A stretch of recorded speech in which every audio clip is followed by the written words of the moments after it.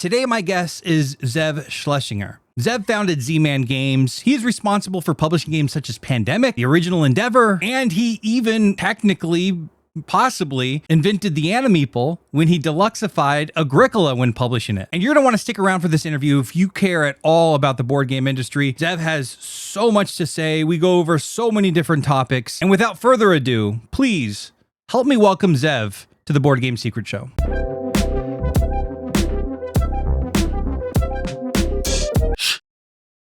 How are you? Good. How was your Origins? Yeah, it was good. There's issues with it, but overall, it was fine. Can't really complain 100%. We set out to do certain things and they got done. So yeah, pretty good. Otherwise, how about you? You mentioned that, I've heard, there's been some changes in Origins. It was my very first one ever, and I had a good time. I have some feedback that I just did another episode with some other guys. But has it changed over the years for you in a bad way or recently? It's a convention run. It's pretty much the same every year. Yes, they make changes, but a lot of the changes are just not known or visible if you haven't been there many times. And there's sometimes subtle and sometimes just hard to really put your finger on it. I mean, I guess the exhibit hall layout was a big change. Not a big change. It was a change this year. Yeah. Right? Different than some of the other years in some ways, again. But overall, they had their open gaming, their tournament area, the cabs area, all that stuff, at least to me, seemed the same. And I was there in the evening at times, and that all ran the same. So to me, it was more the layout of the exhibit hall, which I know some people came to me and asked me about the look of the hall, the aisles, some too wide, some incomprehensibly laid out, like there were edges and corners and straightaways with no cut throughs. So all kinds of stuff like that. And then of course, who was there. But I think we get that every year. They try something every year because they want people to go through the whole hall. They want people to visit all the booths or as many booths as possible, not just their favorite ones. I maintain if you're coming to a show like this and you are going to an exhibit hall, you are going to walk through it. Yeah. But a lot of people feel that you still need to direct people to make sure that they're going through everything. Have you seen the publisher attendance go down over the years? Yes. I mean, there are publishers that are not there, and some of them have not been there for years. Yeah. I've always supported Origins. I love Origins, and I tell my publisher friends that I'm happy and sad that they're not there. I'm sad because I want them to support Origins and I want them to come. But then I'm happy also because, all right, well, if you're not here, someone who comes in wants to spend money. They don't see you folks, so they go, well, I can spend it somewhere. Oh, look, Zev's there. Yeah. I'll go spend it there. I'll go, yay, all right. Yeah, that's a good perspective. Yeah, I talked to a few, and I was actually just reaching out, like, the few that I wanted to, set some meetings up with, and a few of them came back with, like, it's not worth it to them. Like, they had been there before, but it's not, the ROI is not enough for them to go any longer. So I tell people, I think part of it, and again, I don't know who you spoke with and if it was true for all, but I know in the past, a lot of publishers, yes, they stopped coming because they felt they weren't making the sales or whatnot. So first of all, let's get this thing out of the way. Conventions is marketing. Right. Yeah, Yes, that's you what I want was to going to make ask. sales, you want to do all that, but it's marketing. It's a marketing expense. You want to let people know you're out there. Making money is gravy, icing, whatever adjective you want to use to say that, something extra. So if you make your money back on it, fantastic. And if you make a profit, even better. But if you don't, the idea of a convention, again, is to let people know you're there, let people know what games you have, let people experience your games, get face-to-face time with them, so many other positives. So the second thing, a lot of the publishers that said that they don't get their money back I usually ask them if they premiered anything at the show, and a Mm, lot of times they said no, they didn't have no. a new game. And I said, well, that's part of your problem. And or to me, I've always treated Origins as a premiere show. I always tried to do at least one new game or very new game, if it just came Right. to retail release. And if people are, fans of your company or that, and they go, oh, I don't have this game, that this is where you get it. And I think you will make your, ROI, so to speak. So I've spoken to a lot of, and even at this show, I've spoken to some, and they said, no, we didn't have anything new. And I went, that's part of the issue here. Well, yeah, that's that. I was surprised as I walked around and I saw some games that I had, only games I had seen before, and not even like previews for a Gen Con release or whatever it might be. I was surprised, and it seemed like they were treating it like a venue to make sales. But once you take into account the booth and your traveling costs and all of that, like it doesn't Yeah, really matter other than, like you said, it's a marketing expense in a really big it's way. I think hard. especially people Yeah. have cameras, they're putting stuff on Instagram, they're taking pictures of stuff they like, that's all. It's a cost to get it up. Obviously you have to be there, but Oh, absolutely, absolutely. Uh, and and again, what you said about not showing new, and we're saying it, especially nowadays when there are so many ways to get your product and information about your product than when I started. For example, we didn't have Amazon back then where you can get stuff. You had the publisher and you had the retailers, and the brick and mortar stores, usually a couple of online dudes, but it's so much now wider spread to be able to get games in so many different ways, and the speed in which you can get them, and so on. So it's probably the onus is on publishers to even more, again, if you're looking for that ROI, getting the sales, is really premiering something new right. at the show that someone couldn't get beforehand. That's one thing I wondered. You've been in the business forever. Maybe you can help me understand this. So debuting or releasing a game on Gen Con seems to be like the gold standard. Why not release it in Origin so you have more lead up and more hype time before you get to Gen Con? Like what's the appeal, especially when everyone's releasing at Gen Con? Well, you hit it on the head. If you can release at Origins, you now have a 2 or 3 month window of a new game that people don't have access to beforehand. And like you said, everyone's releasing at Gen Con. Now you're fighting for all that Gen Con hype and all the new games there, where at Origins, much, much less hype for a new game. So people might, more likely get a game right there and you've made the sales. And you'll probably still make the sales at Gen Con, especially if you get good word of mouth on the game. So, Right. again, another reason to release a game at Origins and also have it at Gen Con. But Do you think also have new games at Gen Con too, right? right. Don't just rely on that. So I treat Origins as a premiere show, Gen Con as a premiere show, Essen as a premiere show, and now I try PAX Unplugged. I try to do as a premiere show, though with Essen premiere, it can usually be the same thing because Right. sometimes the game that's at Essen still hasn't made it stateside yet, and it may not be at retailers or so on. So therefore, it could double as a premiere there. But I try to have something new at PAX.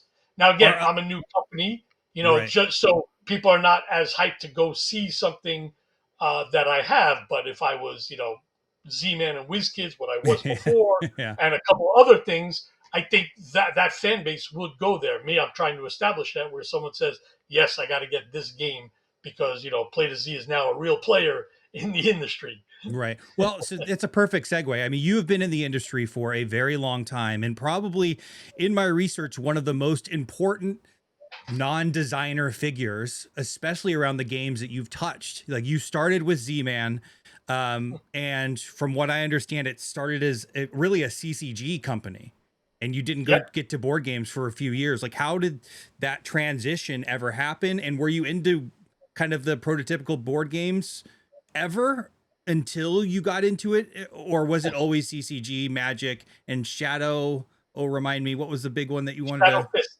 Shadow Fist. That's it. Yes. So I was always a gamer, right? And even when I was young, I played board games. I played the classics, Monopoly, Life. One of my favorites was Careers. I love that. That was a great game. But even at 8 years old, I played Stratego.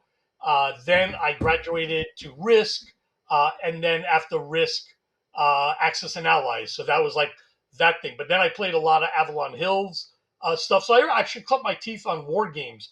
I played a lot of Avalon Hill type games, War and Peace. I played like once or twice Flatiron or Flat Top maybe. It's been a while. Enemy in Sight, which was like a card game with Age of Sail boats and things like that. So, uh, and I did that on and off. I did role playing and a couple of things like that, but I didn't get into the hobby until, yes, Magic the Gathering in '94, when I started collecting and going to stores more and playing more, more,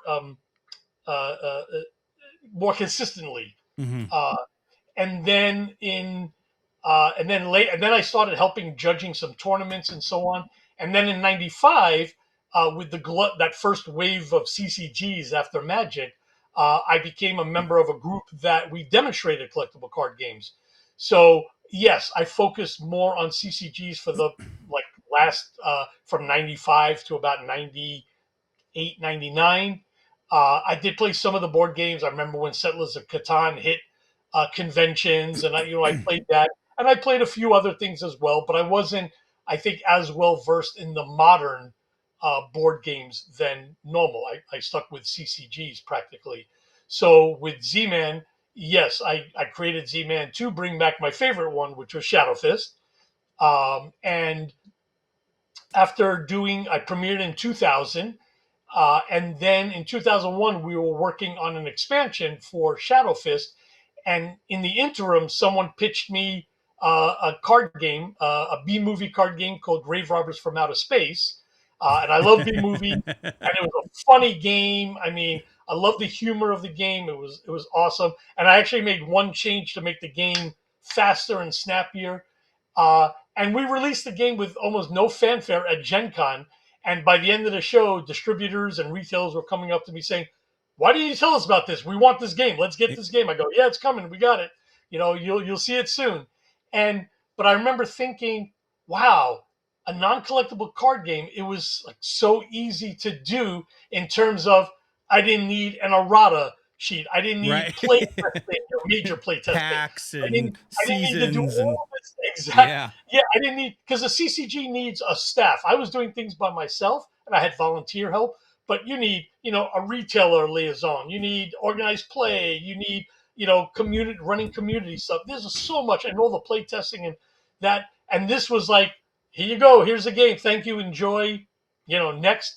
And so I got thinking. I go, wow, this was cool. I should do more of this. And I started looking at other games, and people were starting to pitch me other things, especially after Grave Robbers. Right. And of course, I did 9 other B movie games over the years. And what happened was, I think around 2002 or 3, I saw that board games was becoming very, very big.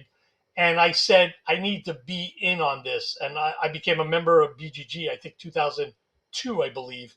And I remember, looking at top 10 Holy Grail, bring these games back kind of lists and things like that. So I felt that, and there were only a few players really doing board games, and I felt again that I needed to be one of them, and I really went whole hog. I said, okay, how do I do this?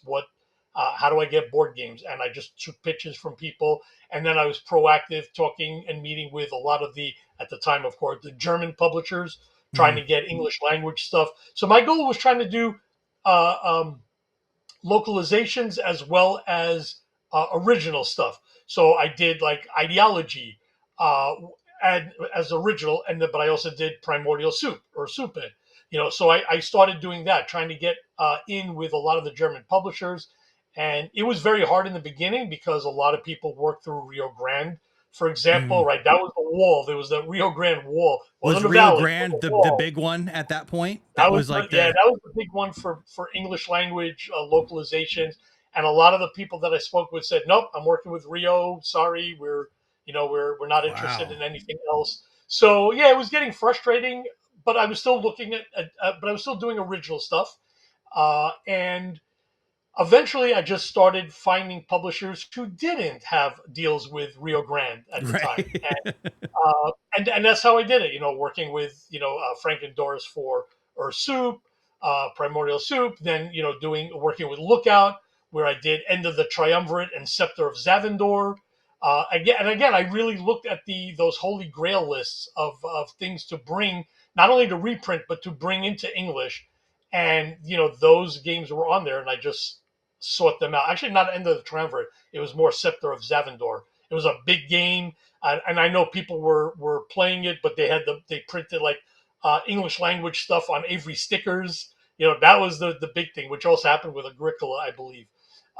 So yeah, I just followed along on all the forums, all the lists, and then just did what I could. I've been going to Essen. I started going to Essen in 2000. So that made me getting involved with a lot of international publishers a lot easier. And not only with the German publishers, I worked with CGE at the time there. I think they were CGB, I think before they split into two entities. Uh, I worked with Portal, right? I brought in their Neuroshima Hex, for example. So I was able to make inroads with a lot of other international partners for the game and for games, and that's how pretty much I got started and continued. Was the best kind of pipeline going to shows back then? Was that like the only way to be able to kind of expose yourself to new designs and try to sign them? Or were there other avenues that you would go down? Like, how would you find games to sign? Uh, yes, conventions were probably the number one thing, and this was, I believe, also before proto spiels and unpubs. Designer focused shows where designers are there showing off their games, pitching their games, getting playtesting their games to get feedback, and then having publishers look at those games. So yeah, it was going to shows and meeting with designers consistently. I believe I did have a web form back then on my Z-Man site where people could pitch me that way. I don't remember when I actually started it, but I think it was probably in the middle 2000s or so. But conventions was probably the number one, and word of mouth. Mhm. Conventions, and then said, "Hey, this guy told me you're looking for something." But again, it was mostly, "Can we meet?" Right. But there was also through emails as well, where people said, "Hey, here's my sell sheet or rule book or stuff like that." Even then, sell sheets weren't as common or 100%. A lot of people said they didn't have it. And of course, this is also before TTS and Right. Tabletopia, virtual playtesting stuff. So everything was physical prototypes. Now, that closet, like you see behind me, was usually that's like my customer service parts. That would have been full of prototypes back then. I mean, I Right. had prototypes coming at the yin yang. There were just so many, and it was like I remember going to my playtest group. Sometimes I'd have honestly, I'd have prototypes for so long that I would go to my playtest group and said, "These are my oldest prototypes. I want to say yes or no on them. Let's play them. That's all we're focusing on." Yeah. So it got that bad. It really did. But yeah, that was the way to do it back then. Did you pivot away from CCGs all completely at one point? I eventually sold off Shadow Fist to some fans. Okay. The thing is, because this was, I think, 2006. I think it was not. I think it was mainly because I couldn't make it any more successful than it was. Like I couldn't grow it anymore, and I Mhm. certainly couldn't grow it because I was doing a lot of it myself again, and obviously doing the other things, all my other games, just took precedence, and I just couldn't devote the time that I needed or that I felt was needed for Shadow Fist. But when Shadow Fist came back, again, I love the game and everything. I think it's a brilliant game. It came back during the height of the Hong Kong action cinema craze, right? Where a lot of movies from China were and martial art films from China were making their way stateside. I remember a Comic Con where there was like a whole section of Asian stars that showed up, and they were talking about games and things like that. Uh, and it's like, all right, if Shadow Fist can't grow during that period, and then Asian cinema went down, started going down a bit. It's like, how am I gonna, what can I Right. do to make it even better? I mean, I was going to martial arts shows, I was going to Comic Cons, trying to You find were hustling. crossovers and interest. Yeah, I was doing everything. I remember, I think 2001 was my Comic Con era, where I went to like 4 or 5 or 6 Comic Cons just to see the crossover. And also, I was like pretty much the only game publisher, so I thought that would be something. But I was selling, I think, more Grave Robbers than Shadow Fist. It was just so much harder to do it. But I tried, right? I went Right. to, it was just, it was just trying to see what else to do. And again, the martial arts show. I mean, I remember flying out to California to do a martial arts thing, and it was actually a weird martial arts show because they had actors from Friday the 13th and other horror genre type movies. But then again, you had like an actor from Big Trouble in Little China, which was Yeah. amazing, great. I love that movie. That was awesome. But I couldn't I, get martial artists to play the game, because it wasn't. Even though it was that, it was like, hey, what's this? This is complicated. This is a tough kind of yeah. thing. So, but yeah, so I sold it off to fans in I think 2006, and it's been bouncing around to several fans, and it's now owned by I think a Spanish company. Although there are fans keeping it alive, and actually at Origins, I visited. They were running they had about 3 or 4 tournaments at Origins, and I Oh, stopped by to really? say hello. Yeah, yeah, it was still good seeing. So I it's think still they on had life support. it was still going. Absolutely, there was about 12 to 16 people playing, so that was amazing. That was so cool. And Would you these are say people I've ultimate? known for like 30 years. Right. We've been playing for a long time. It's been amazing. Right. Would you say in retrospect it was a good decision though to pivot away and move to board games, considering? It was. It really was. Because again, I couldn't do it justice, and I felt bad about it, honestly. Right. And I told them that, right? I mean, I talked with the fans. I said, I poured my heart into it, and I can't do anything. I just couldn't do anything more with it because, again, also as you do more and more cards, right, you have to play test among that pool Oh of yeah. cards, right? Not just It's got to one. be a nightmare doing a CCG. It is. It is. Especially especially when the pool is so large that you have to make sure that okay, a card that we're designing today doesn't cause an infinite combo or a broken combo from a card that was published 8 years ago or something like that. I mean, Right. this And is the why fans some will tell you tournaments about you have. it. Yeah, and that's why you have some tournaments that say, let's say, modern, or they Right. only focus on the last year or something like that, which makes it a lot easier, of Yeah. course. Was there a rotation in Shadow Fist, or it was just you're trying to balance everything all in one pool? When I had it, there was no main rotation, although I think we may have started having, well, I guess when we did drafts, we focus on a certain number Yeah. of boosters and stuff. But nowadays, there is a modern, they do have cube drafts. There is a modern, and then there's an unlimited or something. I don't remember what it's called, but there is one that's open, maybe classic they call it, where it's open to all cards, and modern I think is limited to a few card sets. Would you ever go back to a CCG again and publish it? Good question. I have been thinking about it on and off. Oh, really? Yes.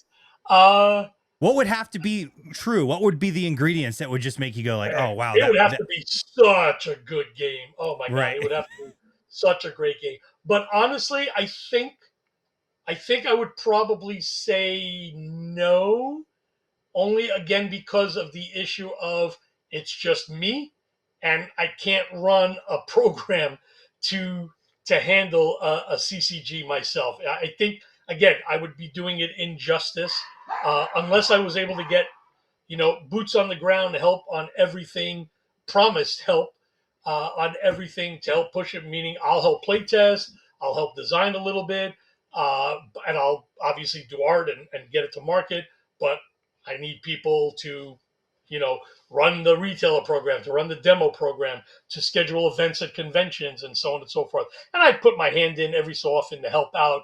But if it's just me doing it, I don't want to do it, honestly.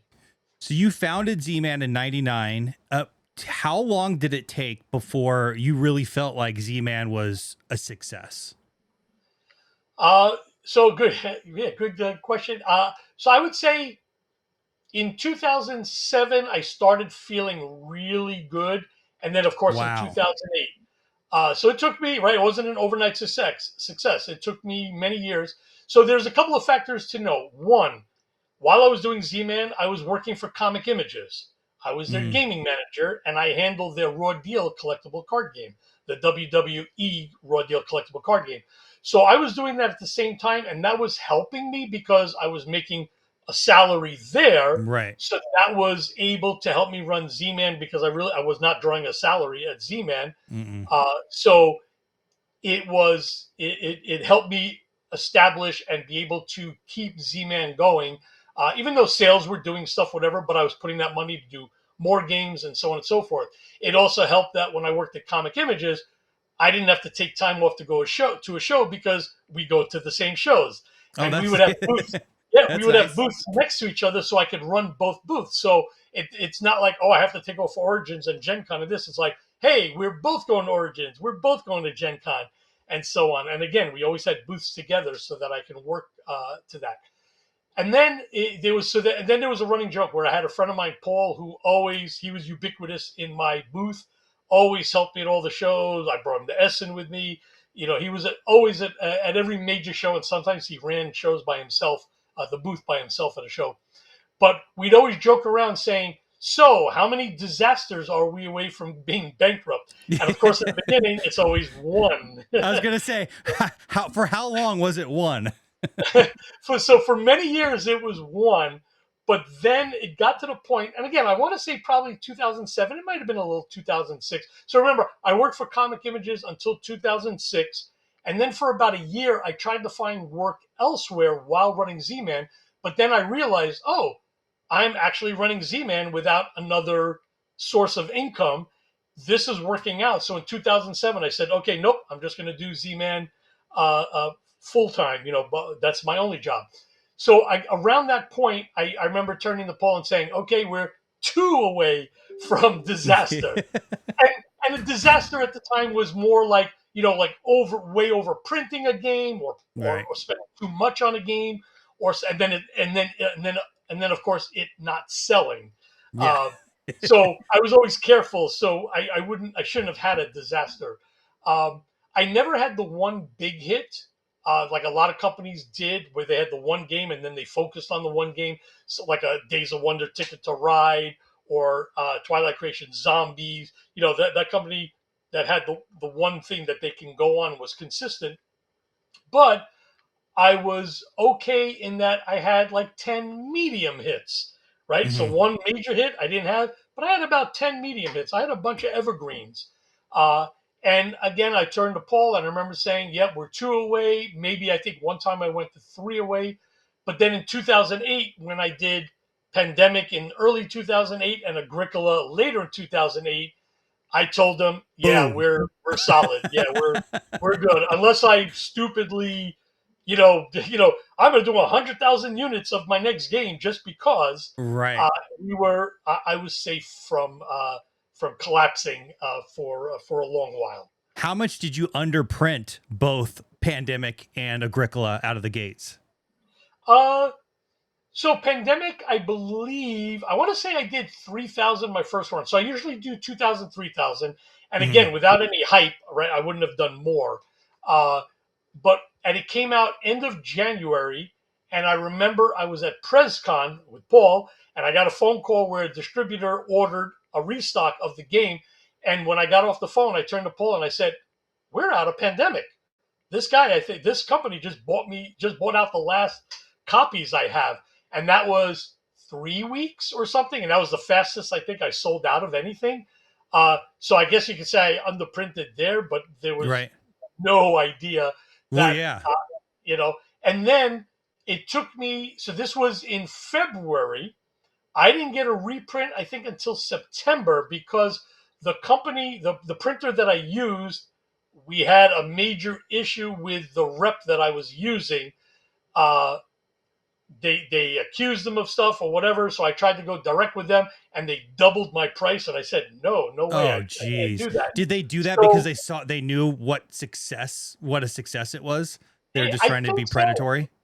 Maybe. I honestly, I think they felt that their rep was taking money from them, and I was like, "You were charging me so little. What money did he have to take?" Yeah. Because really, it was that And much why that does it he go couldn't double pay when we anything. cut out the middleman? Yeah, I mean, holy cow. So yeah, they cut out the middleman and doubled their price. And I'm like, no, that's ridiculous. And they went, okay. And I went, okay. And that was it. We parted ways. So it took me a long time to find out someone else to do it. And it was actually Panda in Origins, Oh, where really? I met Michael. And I asked him, I go, hey, you want to do this for me? I went to do another game. I said, but I need this game done. And they did it really fast. I think they took it on right after Origins, so let's say late June. Maybe even Origins was July back then. I don't, you know what? Because yeah, Origins was July at times, or like first week of July. And by September, I had stock back in, and then it sold out. And then it was like, oh, okay. So again, I didn't do the crazy thing, right? I didn't go, hey, let me do How many because units second time? Real quick. yeah, it sold out the second time. No, I know, Real but how quick. many units? You went from 3,000 I to. think I only did 3,000 again, I believe. So I did not raise it for a while. My fear was always because I wasn't used to it. My Right. fear was okay, everyone who wants it has gotten it. It's gonna, it may fall Right. precipitously, And it's on been my so next run, and then long, I'll get right? stuck. People forget about stuff. Like the hype wears Exactly. out. Yeah. Yeah. And I didn't have the concept of there's still a lot of people out there who haven't tried the game, maybe even not Right. even have heard the game. But I didn't have that mindset. Me, it was always publish a new game, publish a new game, publish a new game. And now I've backed off on that where I try to focus is, oh, this game's a hit. I'm going to keep pushing this game. So I've been trying to do that more. But back then, I didn't believe in the product having enough legs to go on because I just got scared of overprinting. But I would talk to my distributors, and some of them put in pre-order saying, "Hey, if you do this game, we're going to take X amount," and this one says we'll take Y amount and Z amount. So my print runs were getting larger as time went on because I was getting traction, and people were telling me that they were going to pick it up. Uh, and the same thing for Agricola, where again, I think I did 2,000 the first time. But it got to the point where, yeah, I could do like 7,500 or 10,000 at a time. I don't think I Wow. ever did more than that. And I probably would have at some point had I not, sold the company in 2011. But I was increasing the print run of both those games because of the interest and the promise of distributor orders that would keep it, that would precipitate me making a larger run. What was your lead time like back then with Panda? I think they were able to do a game in like 30 to 45 days. So not crazy, but I think a lot of people could do 30, 45 days. Although again, this one wasn't just cards, right? You had Right. cardboard, wood pieces, the pawns, the cubes, and paper, of course, the rule book, the box. But yeah, they were pretty fast with it, and transport was relatively fast as well then. So maybe 3 months Hmm. just to get stuff in my warehouse, and then I was able to get it out to all the distributors. How does that compare to today? Today, again, I think a lot of people they say they want about 8 weeks, 8 to 10 weeks, and sometimes they'll do it earlier. Again, if you're just cards, that could be very fast. But I Right. would say 8 to 10 weeks is probably normal, but it could be even more, especially if you're going back and forth with files and oh, I need Right. this change, I need this change, and Yeah. Like that first run is could be way longer. it could be months. Yeah, it could be several months. And then, of course, with transport, obviously, with the world being what it is, there's so Right. many different Yeah. issues with containers and pricing and so many other things that is just very hard to predict. But I mean, as a up to date thing, like I did a reprint of Soothsayers because that sold out actually very quick Hmm. for us. I think less than a month we sold out, which was a surprise, a nice surprise. So we did a reprint, and it's on its way and should hit the warehouse like mid July, third week of July. So I think all that took about, I want to say 2 months, Is maybe. that just So not cards? more than 3, I don't think. So that was pretty good. Yeah. Is Soothsayers just cards? Mostly cards. There are some punch boards. So it's is it all paper? Yeah, so it's all paper at least, right? There's no wood components to it. It's all paper products, but it's mostly cards and 6 punch boards or something like that. Yeah. And then, of course, rule book and box. So, yeah, not a lot of complicated or custom components to do, but it was still done relatively fast. And again, we got a ship right away, a container and a ship right away. And, now who knows what happens if and when it comes. It still has to make it to the port, has to clear customs, then it has to be trucked or trained to the warehouse. So anything else can happen.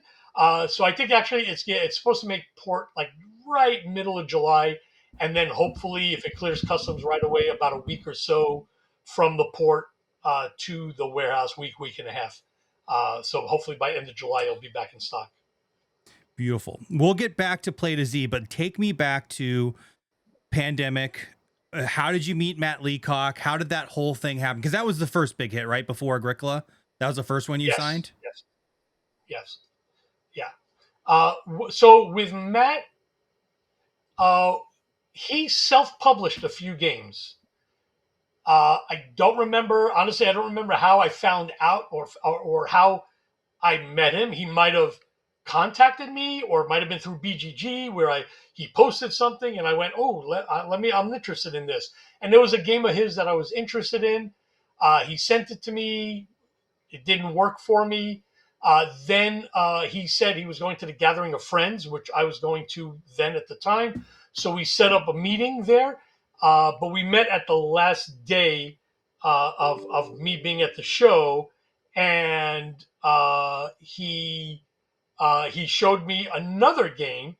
And I remember we finished the game and we were starting to score, but I had to run out to catch a plane, get a taxi to get to the airport.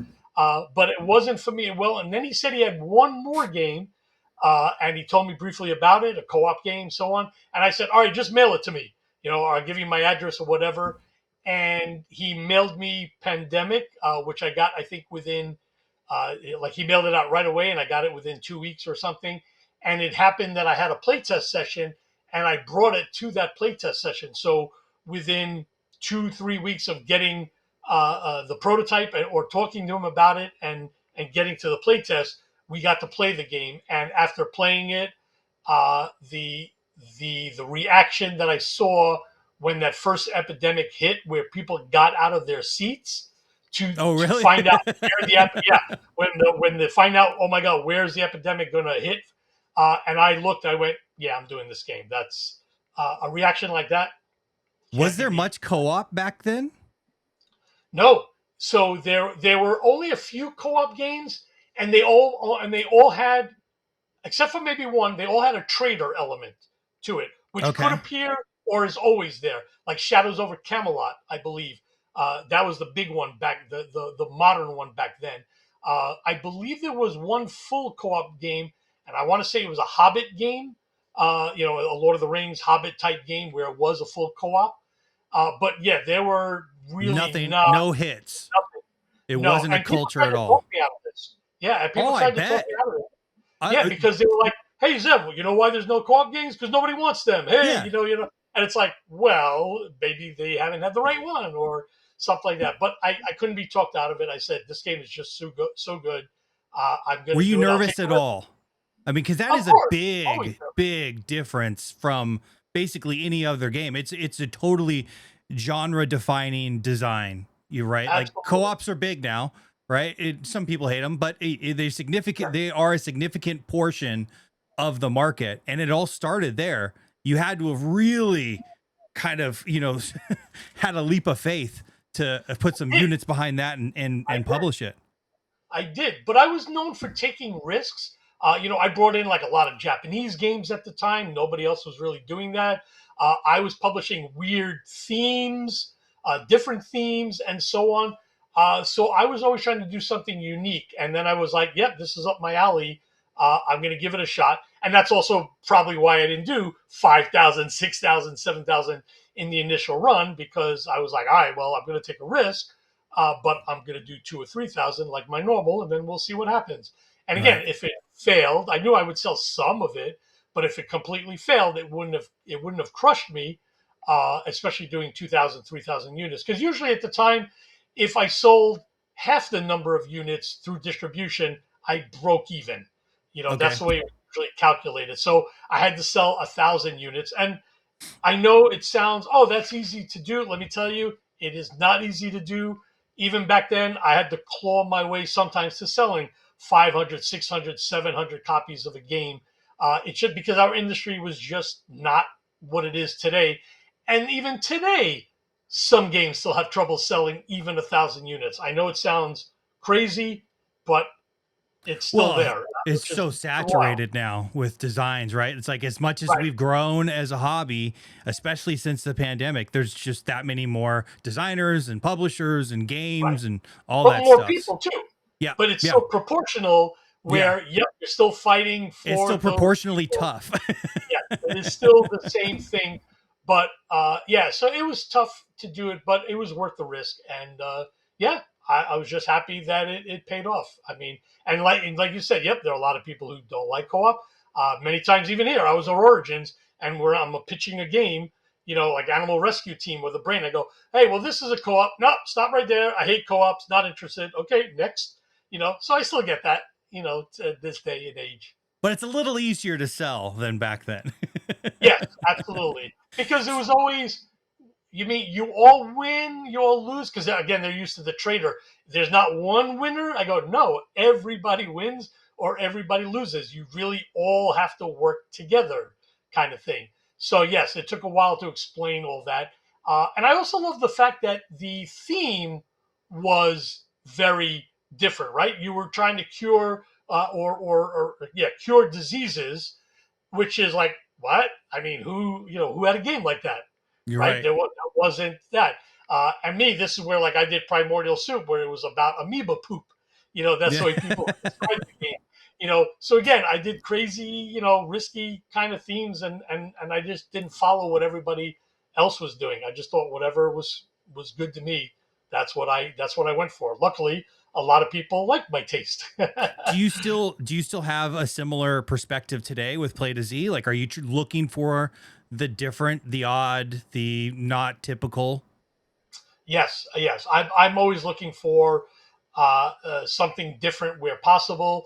My main focus is also engaging. I want a game that keeps players engaged. So a lot of the games that I have published now pretty much follow that theme. There are some that don't, but I love the theme in the game so much that it's like, yeah, Right. okay, I'm just doing it. So that's probably what you will see in my catalog. So most of the games in the catalog have you either simultaneous action or cooperative, or you can do things on other players' turns. So that's the level of engagement. And there's only a few that don't have that, but there's reasons for it. I mean, one game right now that I have on Gamefound, Siege Perilous, doesn't have that. You're always constantly engaged, but there's so many great things about the game. I'm like, yeah, I'm doing it anyway. Right. Um, when you saw Agricola for the first time, was it different? Was there, because now it's kind of synonymous with farming, beige euros, so on and so forth. But for the time, did it feel different? Yeah, it felt very different, not only because of the theme, it was also a very expensive euro at the time. Right. $40 was probably where people were comfortable spending, and anything above that, you really had to attract their attention. This was going to be, and was, a $70 euro. That scared me. It scared Wow. me so much that I actually did a pre-sale kind of thing, where almost like the P500 system, where it's like, I need 1,500 orders, or I'm not doing this game. I Right. need to know if you folks will spend Before 1,500 Kickstarter, before you were Kickstarter. crowdfunding. I was trying. Yes, I was, You and I even had crowdfunded it Agricola. physical. In a way, yes, because I waited for. I mean, you could also say it was pre-order sales, like GMT's P500.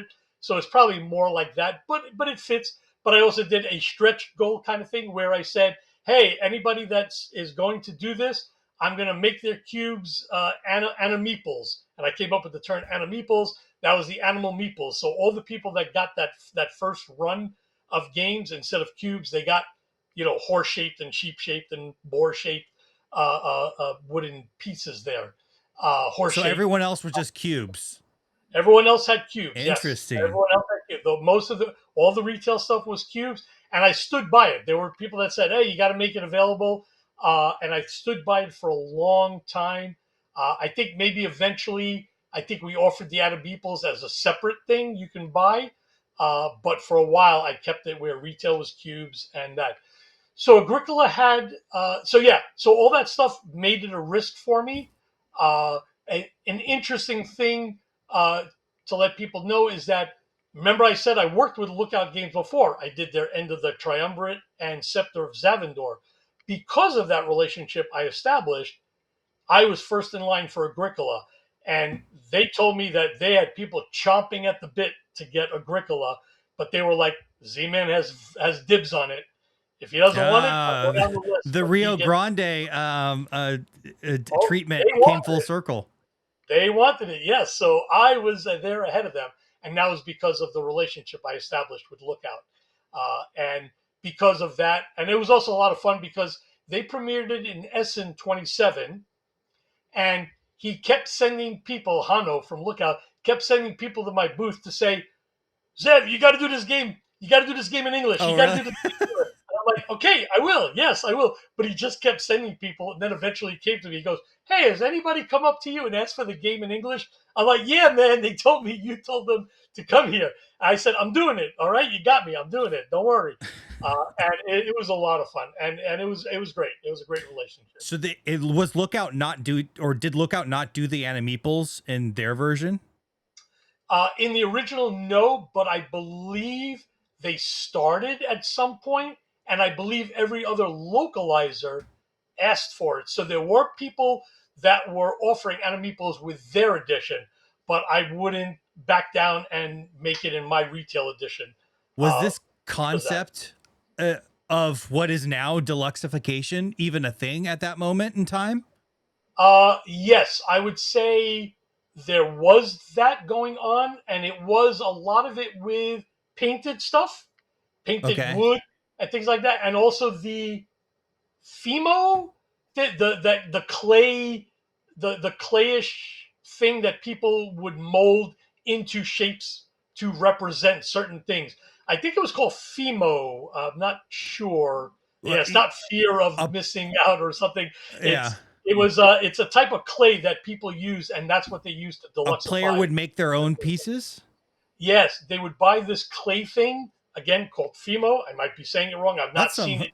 Lazy manufacturing. Yeah, and I'm telling you, I bet if you go on the gallery, in fact, probably if you go on the Agricola gallery and a lot of the other things of that time, you'll probably see some images that people had made of this material to make their people, to make animals. So that's what they did to glorify it. I guess making inserts was still a thing, right? Where people made personal inserts. That was a way of deluxifying their game. Trying to remember what else was done. I don't think there was much else that could be done. I guess with the Agricola, people probably use miniatures as well to represent their family, their people. So that could be something that they also use to deluxify. So it was a thing back then, but not as widespread as it is now. Talked a little bit about Endeavor. You published the very first Endeavor game. I just interviewed Carl and Jarrett, the Endeavor designers. What do you remember about that game, how it came to you, and why you signed it? Good question. So I know they're based in New Zealand, so I didn't see them. Right. I didn't see them at a con. It was probably pitched over email. That was probably the way it was done, maybe through my web form or maybe not, or through just straight email where somebody recommended them, or maybe somebody recommended me to them or them to me. I honestly don't know, but I know that they sent me a prototype, played it, again, thought it was great. And then just went to do it. So that was like, I think maybe we did a little tiny bit of development, if I Hmm. recall, just a bit. But I think it was done almost as is. Just letting you know, there is still lightning and thunder here. So if I it just goes out heard again, wait, it. it's pouring. Um, the Yeah, so yeah, I think it was all really done remotely.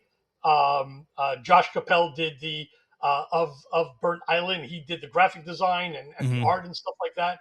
So we worked on that, and Josh did a lot of my games early on as a graphic designer.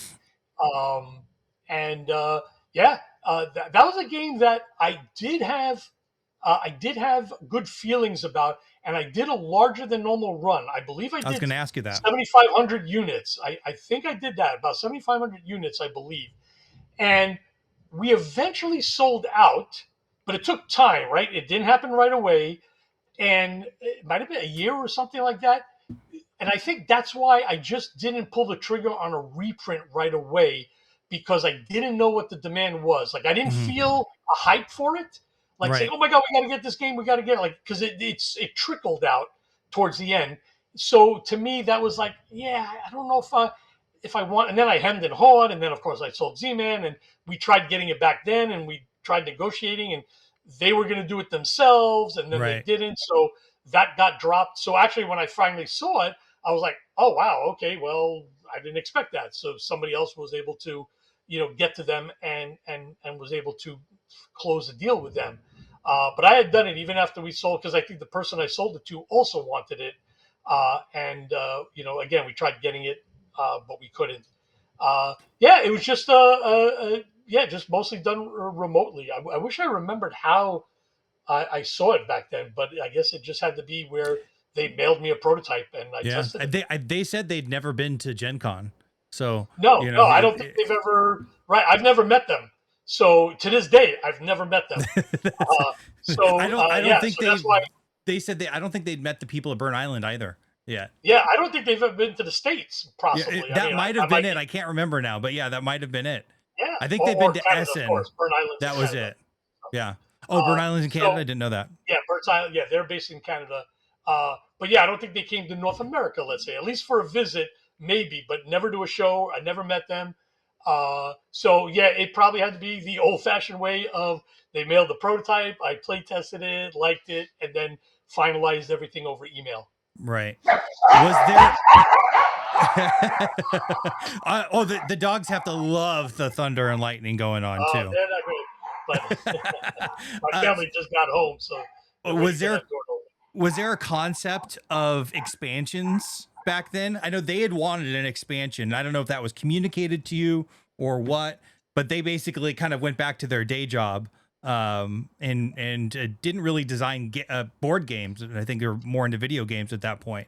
Did the expansion ever cross your mind for it?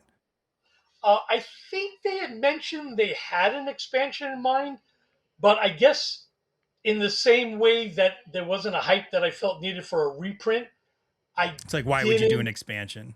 exactly, because back then expansions, they were saying, always sold about 25% of the run. Now 25% of 7,500 is still a good number, Yeah.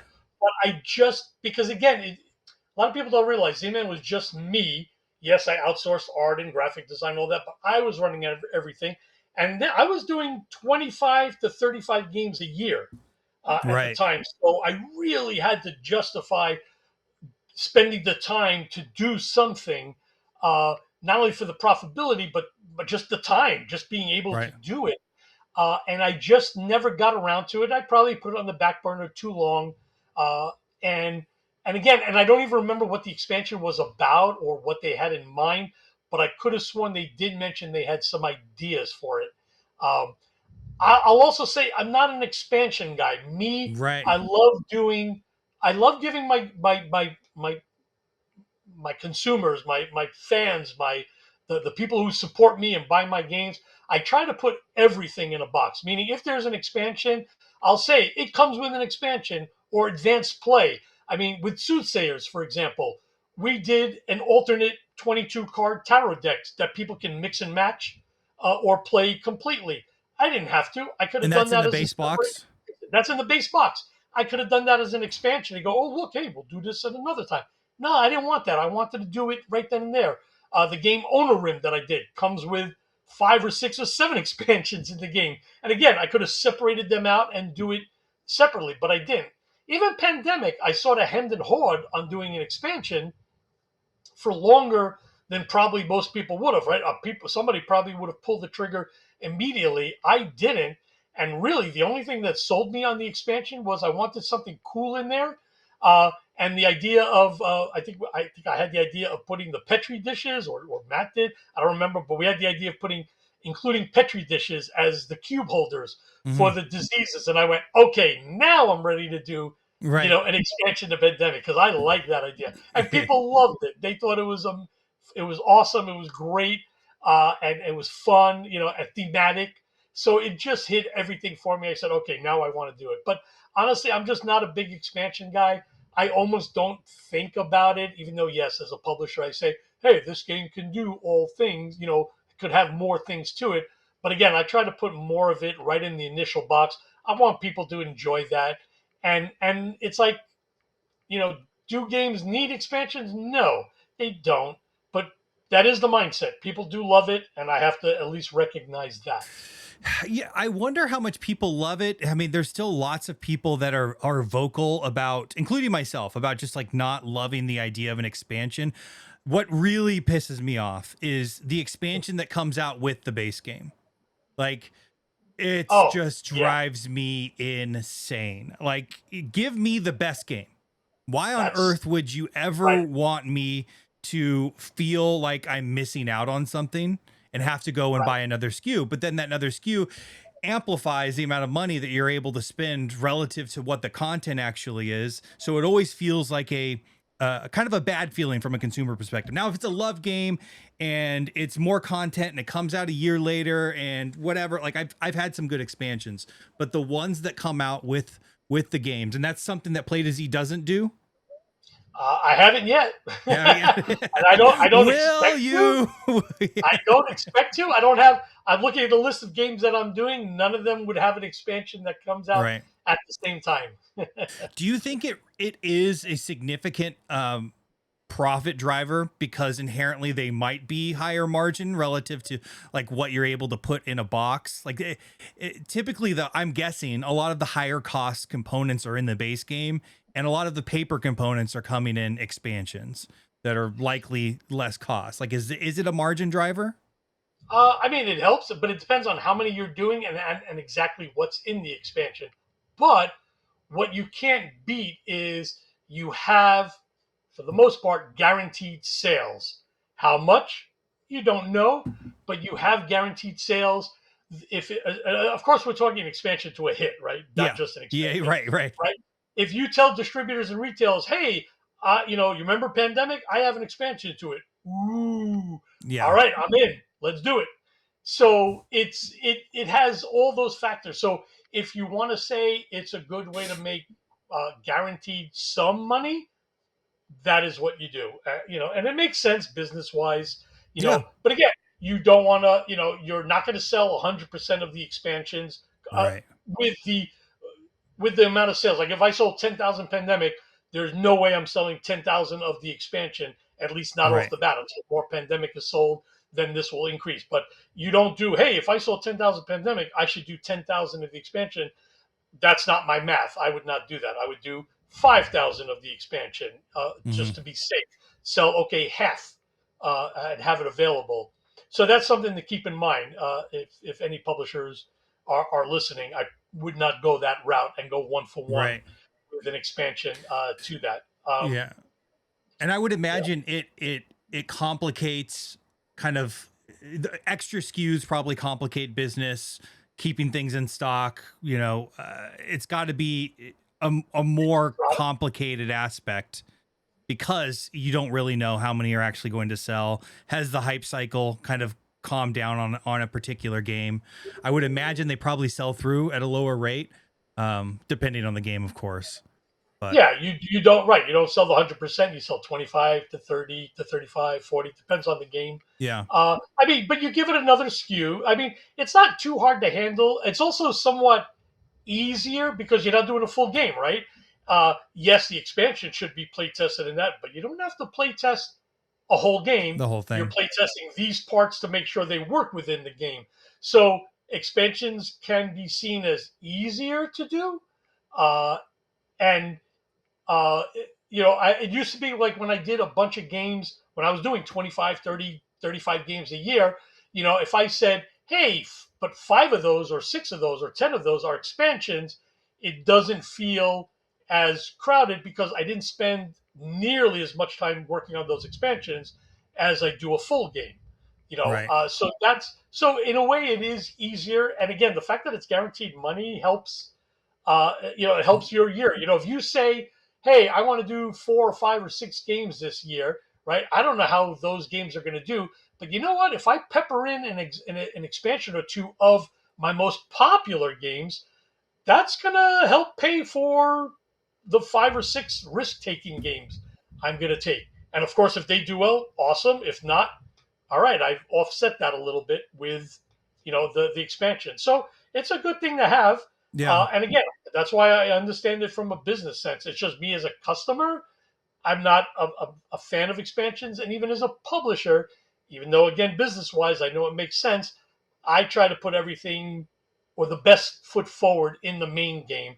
And then if the game really needed an expansion and the game is a major hit and the expansion offers something cool and different, then I would consider it.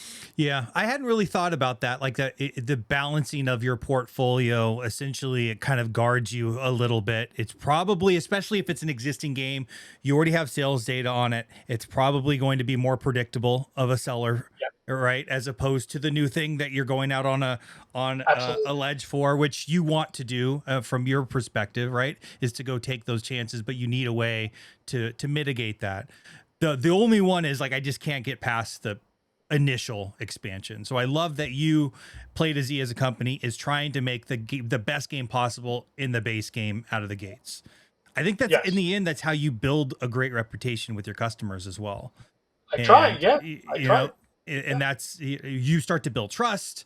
If they're constantly getting a game and it's falling short of expectations, and it's just, oh, you need that expansion, that just becomes frustrating from a consumer perspective.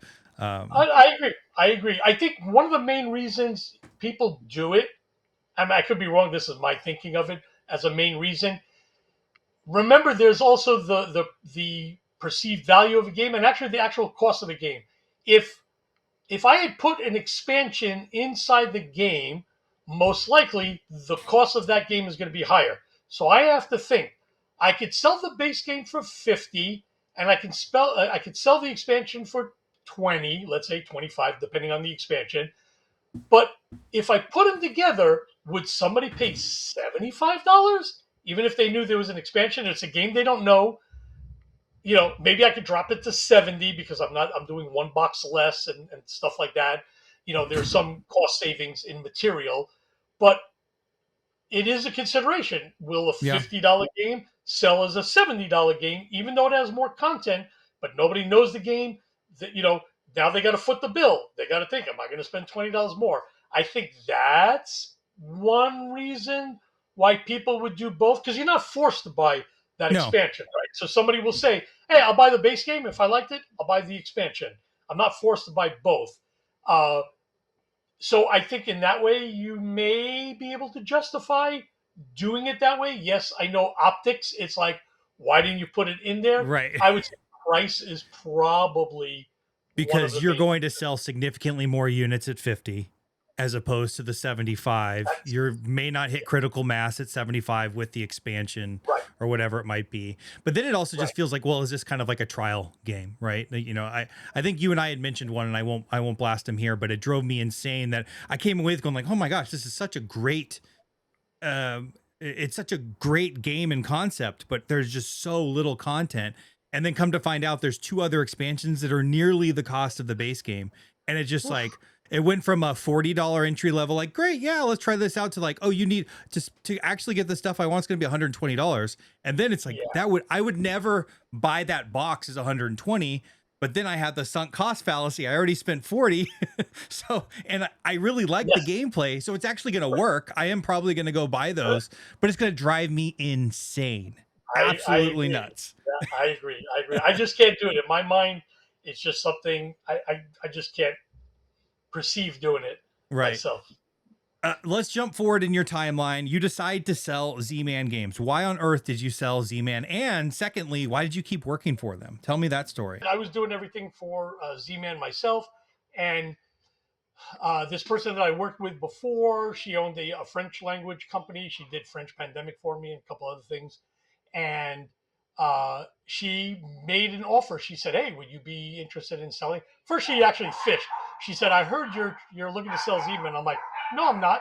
But what are you talking about? You know, For the what are we right doing here?" offer. Well, what exactly?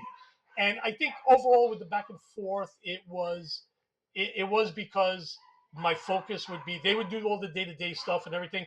My focus would be finding games, playtesting, polishing, helping the game get to market, Doing all the giving stuff you advice, like to things do, like that. presumably, right? Exactly, it was the thing I liked to do. I didn't want to do the day to day business stuff was just so much for me, and again, I was doing it all myself. So I think that's in the end that's what appealed to me. Should I have sold whatever? Who's going to go back on that and whatnot? But I was happy to work with them. I mean, part of the sale was I had a 3-year employment contract with them. So I worked with them in that way. And again, I was doing the thing that I love. I was supporting Z-Man with my baby. Uh, but I ended up working with them for 4.5 years before they let me go. So, but we did a lot of stuff during that time as well. But we did contract our line. We didn't do as many games as I was doing, and that was fine because I was starting to transition to get less than 20 games a year. Right. Shooting for that. Uh, but yeah, that first year especially, we Well, released a you had bunch some of games. nice evergreen stuff then too, right? You had Pandemic. Did you have Carcassonne as well? No, so all the Hans am Glück stuff was all through her because she was Oh, the okay. French partner for Hans am Glück. So she was able to become an English partner there. So I take no credit in any of that except maybe to say, well, maybe her and the name of Z-Man helped do it. Right. But I really take no credit in the Carcassonne and Stone Age and all that stuff with Hans am Glück. That was all her and her relationship with them. Um, but we released other games to that. We did the Clash of Cultures. When actually I Mhm. brought that in.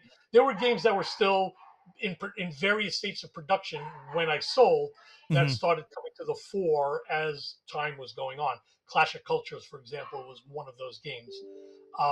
But then my job was finding games, going to shows, being the face of Z-Man, going to shows, finding games, taking pitches, and so on and so forth. And then you transitioned to WizKids, which up until relatively recently you had been working at WizKids. What'd you do there? So I was the director of board games there, just to have a title. My job was, or my task was, to let them be known as a board game company, and that meant publishing board games. They did Mhm. do some, of course, Mage Night and things, but they were more Yeah. sporadic in their schedule. They would do 1, 2, 3 games. They would do some IP stuff like Batman Gotham City, some Hobbit stuff, and things like hunting. Uh, uh, the hunting game. Oh my god, I can't believe I forgot the famous book. They did the movie like Battle. Well, I'll say like Battle Royale, but more the Hunter. Oh my god, I'm like I'm trying to messing up. scan the games to see is there anything hunting I can see. Yeah, it was. It's the movies, the famous, the big movies with I think Jennifer. I think it was Jennifer something. Oh, um, oh gosh. You know what I mean, right? People are yelling at us. Hunger Games? Yeah, Hunger. I There said we go. Hunter. Yeah. Sorry, I forgot.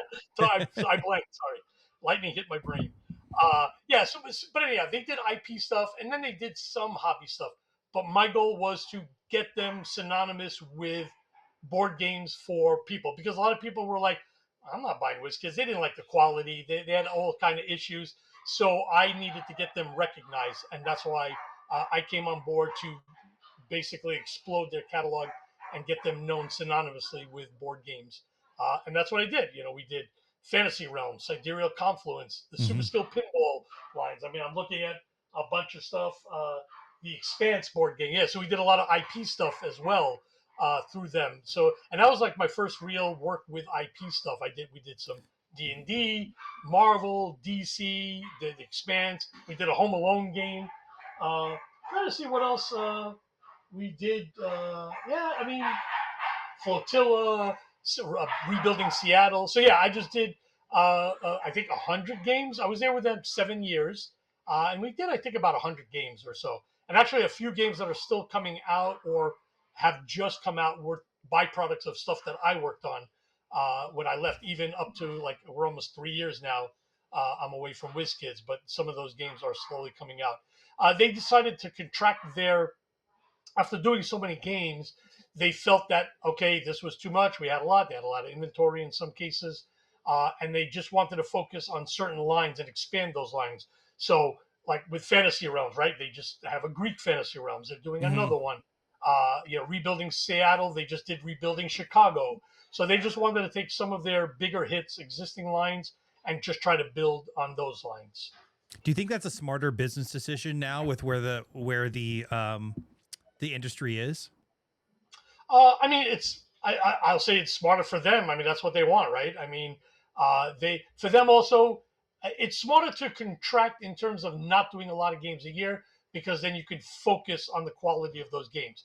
Not only taking your time for art and graphic design, but also marketing. That's I think the biggest thing that they just couldn't market all the games that were coming out, and there were games that were getting lost because so many other things were coming out, including games from them. So they've opened up the breathing space between their releases, and they seem to be very happy. I spoke with some of them at Origins, and they were very happy with the direction of stuff. So That's yeah, good. good on them. That's great. How much do you love working on IP projects? I don't for the most part. I the approvals process just frustrate me. Right. Uh, not That seems not to not be only par for the yeah, course. it is. I mean, yeah, but it's also, the length of time it takes to get an approval. The types of approvals that are needed. It's very tough. So I don't. Obviously, I just with Z-Man, I don't think I ever made one unless it was with a local through a localization.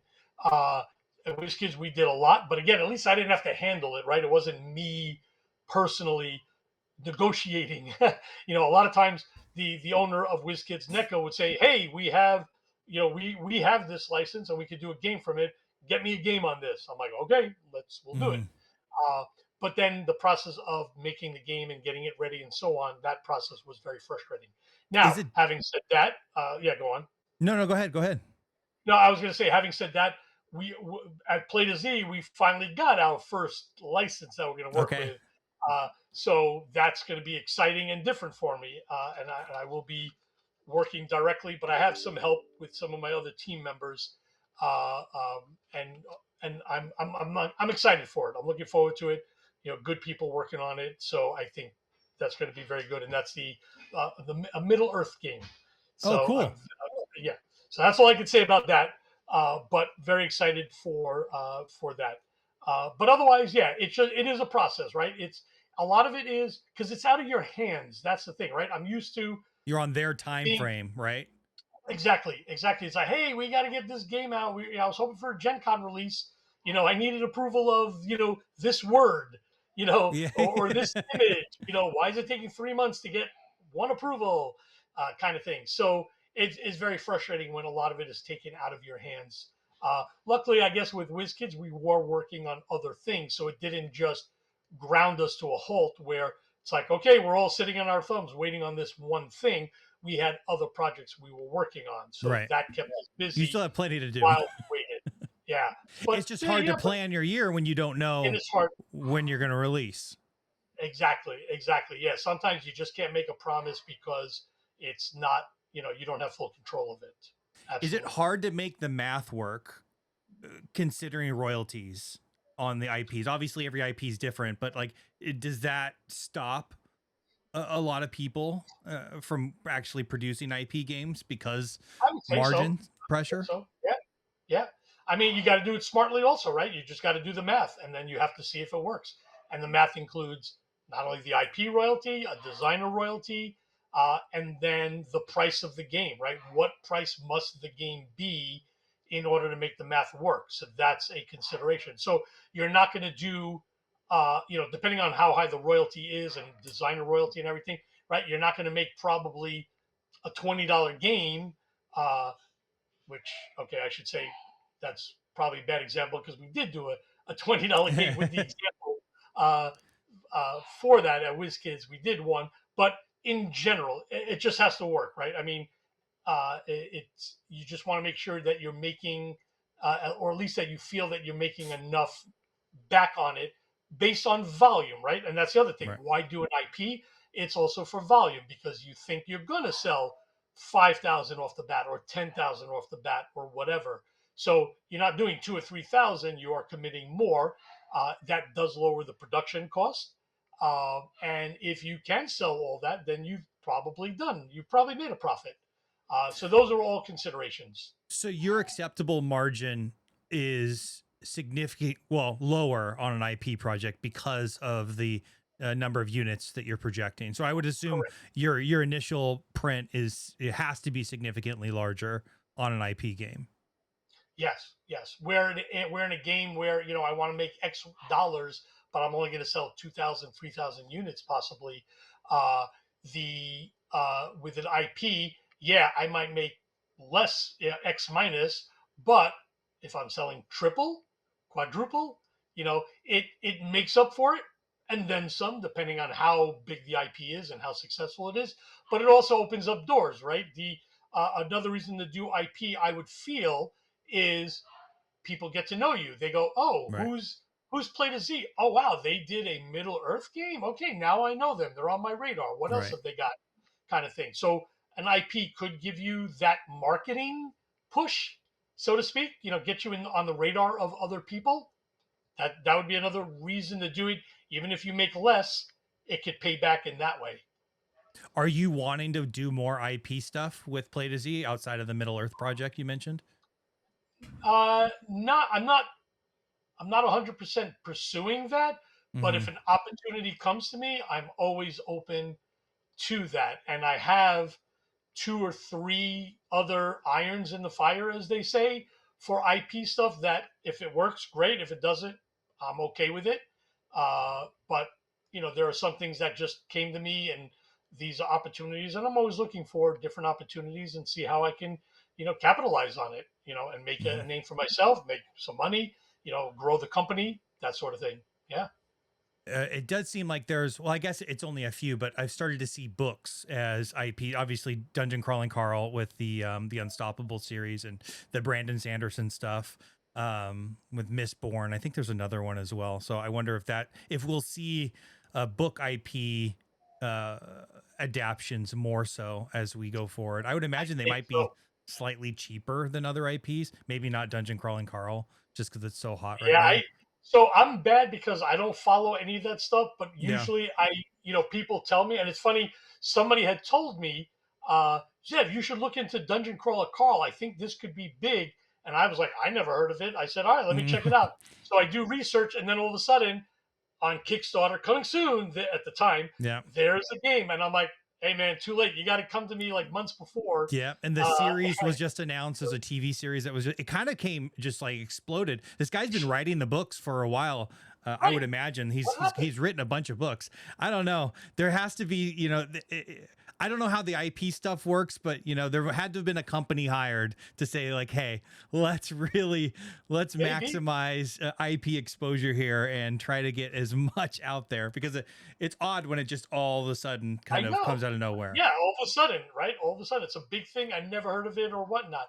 But what's interesting with an IP, right? There's two things, and I think this is why people go for classic IPs because even though they've been out there and they have the fan base, the demand is not, like people are not chomping at the bit for it, so you have more access to it. But with new IPs, if you're too early, is the IP worth it? And then if you're too late, Right. you're on the bandwagon with 20 other people doing the IP. So it's really finding that right moment, the right IP at the right moment, and being able to capitalize on it to get the most out of it. So yeah, while the IP might be, less than normal, it's still, it might still be worth it if you're the only one and it's something that people want. But if you're too late, like I'd like now, if I were to do, would I do a dungeon crawl now? Probably not, unless it was a special kind of thing that I can get into. But at this point, it's so crowded, I don't think it's worth it. But would I do a Star Trek game if I was offered? Yeah, because that's solid and there's already so many out there. And if I can distinguish myself by being very different in what I do with it, I would consider it. So there are times where I try to go back and say, hey, is there a book that I read that was cool that I could do a thing on, or a movie or something, a TV show? And once in a while I think about it, but I just don't really pursue it much. So mostly I wait for when something comes to me, an opportunity comes to me and said, "Hey, I have this," and I go, "Ooh, that's something I can maybe do something with," and then I'll go, then I'll try. How did the Middle Earth thing come about? Uh, it was a, it was sort of came to us in that I think, we know Asmodee, we've worked with them, and we know a lot of the players there. And one of the principals of Play to Z is Stephen Bonacore, and he did with Jeff Engelstein, also a principal. They did Circle of Conflict, which is a new Middle Earth game. I think it's going to premiere at GenCon. Really great game. So they had an in already, and then there was rumblings of we're going to get more Middle Earth stuff going on and things like that. So I think they just came back to me and said, "Hey Zev, what can we do with Middle Earth? What games, like, this is going to be the process. We're going to pitch ideas, and Asmodee is going to curate those ideas." So it was funny that we had one designer that we knew that had a Middle Earth themed game.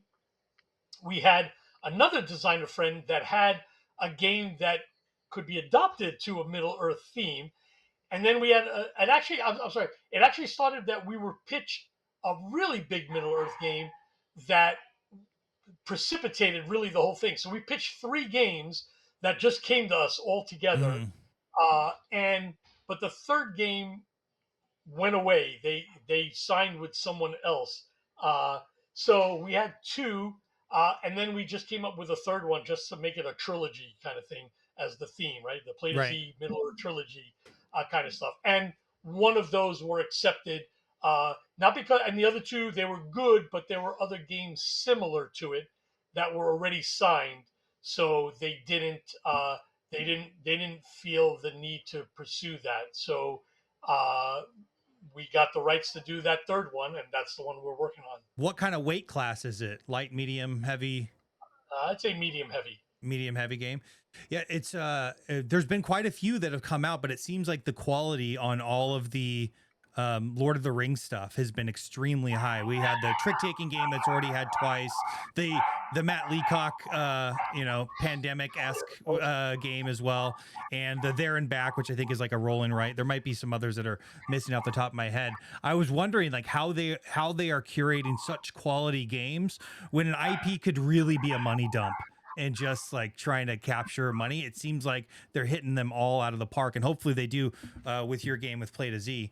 Yeah, I think that's part of the Asmodee's curating process, where Yeah, they want to make sure the game is great, that it doesn't conflict with other games, and also the scheduling, right? That it doesn't, like, not too many games come out at the same time, and therefore saturate the market with Middle Earth product. So right. they're doing a great job on all these things that are making the games stand out even more. Yeah, I've been fully interested in all of them. Haven't played them all yet, but definitely would love to. Um, How does it come about where a board game company owns the rights to board games and then kind of farms out games to other publishers? Is this just an Asmodee thing? I guess I've been confused because I heard from there's the Ascension Lord of the Rings game that's coming out. I did an interview with that designer. How does that come about, and is this an atypical thing in the industry? Uh, Are you saying? I mean, because Asmodee, remember, they're a company that has multiple studios. They're Right. also a distributor, so Right. it's not the same thing where, like, if I had a board game and I'm farming it out, unless it was localizations, but Yeah. I wouldn't be farming out the rights to them. So if Asmodee Studio does a game, that's going to be their game. They're not farming that out to Yeah. anyone else. They're just, I think, because they're working with the Middle Earth people, that they're sort of acting as a agent type thing, Okay. curating again as sort of an agent where they say, hey, we're going to help you get Middle Earth, good Middle Earth product for your IP, and we're going to schedule it, make sure they're not on top of each other, and so on and so forth. So I So they're think like a that's how they're middleman. They acting. don't own the board game rights. They are working Correct, with okay. correct. So yeah, exactly. Yeah, they don't own it. They are just working with them, with the IP holder. Interesting. Have there been other instances of that you've seen where like an IP like this is kind of being I don't pitched think so. I consistently? don't Yeah, think it's so. interesting.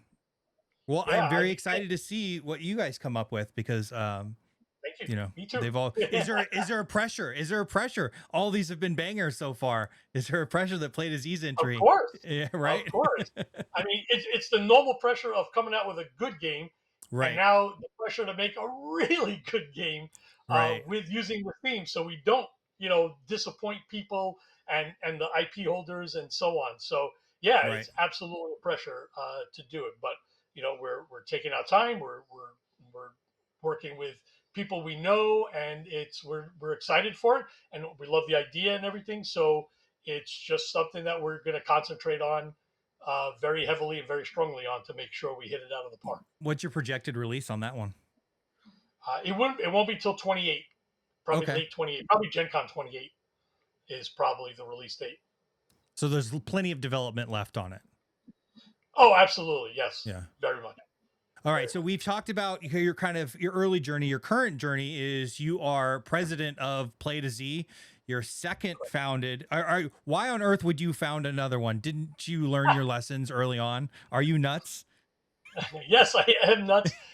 So when I left WizKids, my goal initially was to find another job in the industry with another established company, and I put out feelers. Actually, when I announced I was leaving, people came to me and said, "Hey, kid, you want to do this? You want to work?"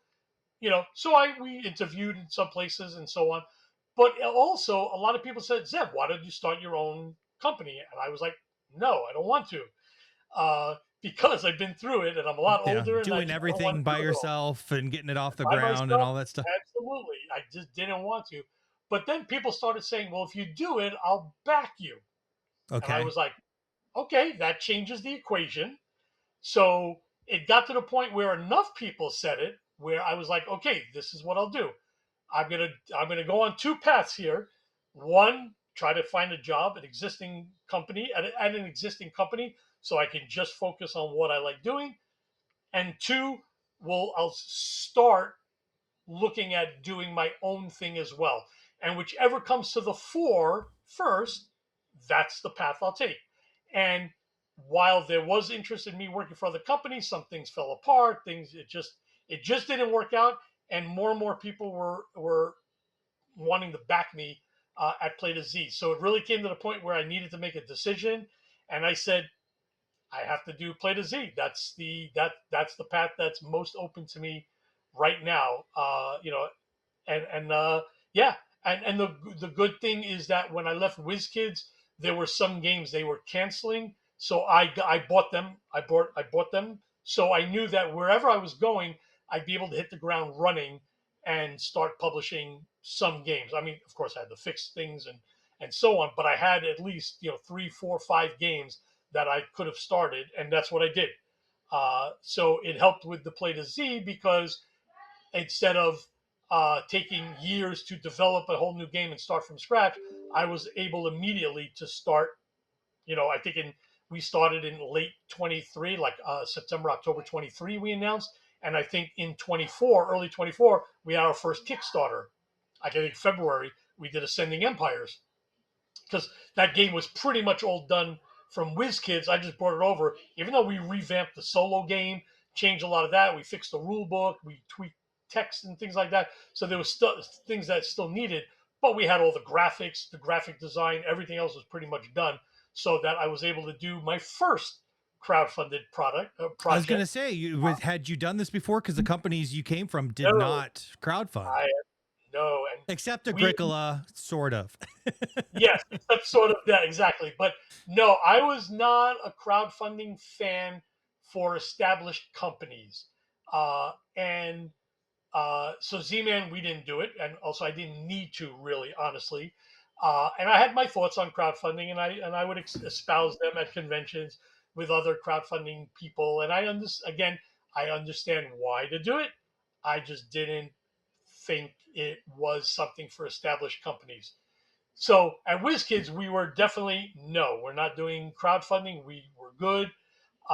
There were a couple of crowdfunded projects that didn't make it that we had considered taking over or doing releasing ourselves, but eventually they were all no, we passed on all those.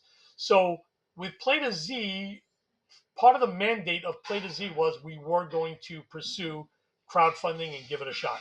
So it was in my mind knowing that we were going to do it, even though again I had no experience or whatnot, and we just started to said, hey, we'll give it a shot. But I said not everything was going to be crowdfunded. Well, actually, no, everything was going to be crowdfunded. We got talked out of some of our smaller games being crowdfunded because we were told, you're just doing pre-orders then. What do you? Because I didn't have anything special. A game was a game. King's Right. Coalition. It was a full game. There was really nothing to add. We did some promo cards, but it's like nothing special we can do.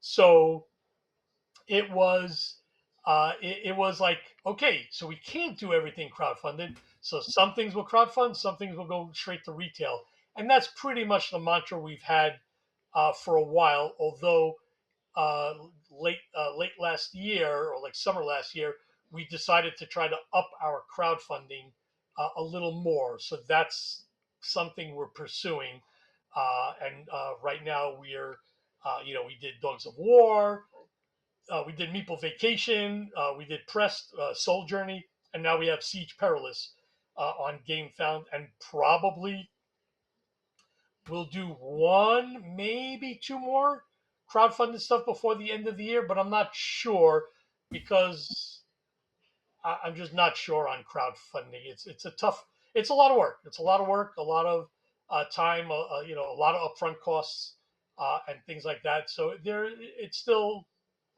it's a tough thing, but we're looking at it. Like I said, we're doing it now. Good. We funded.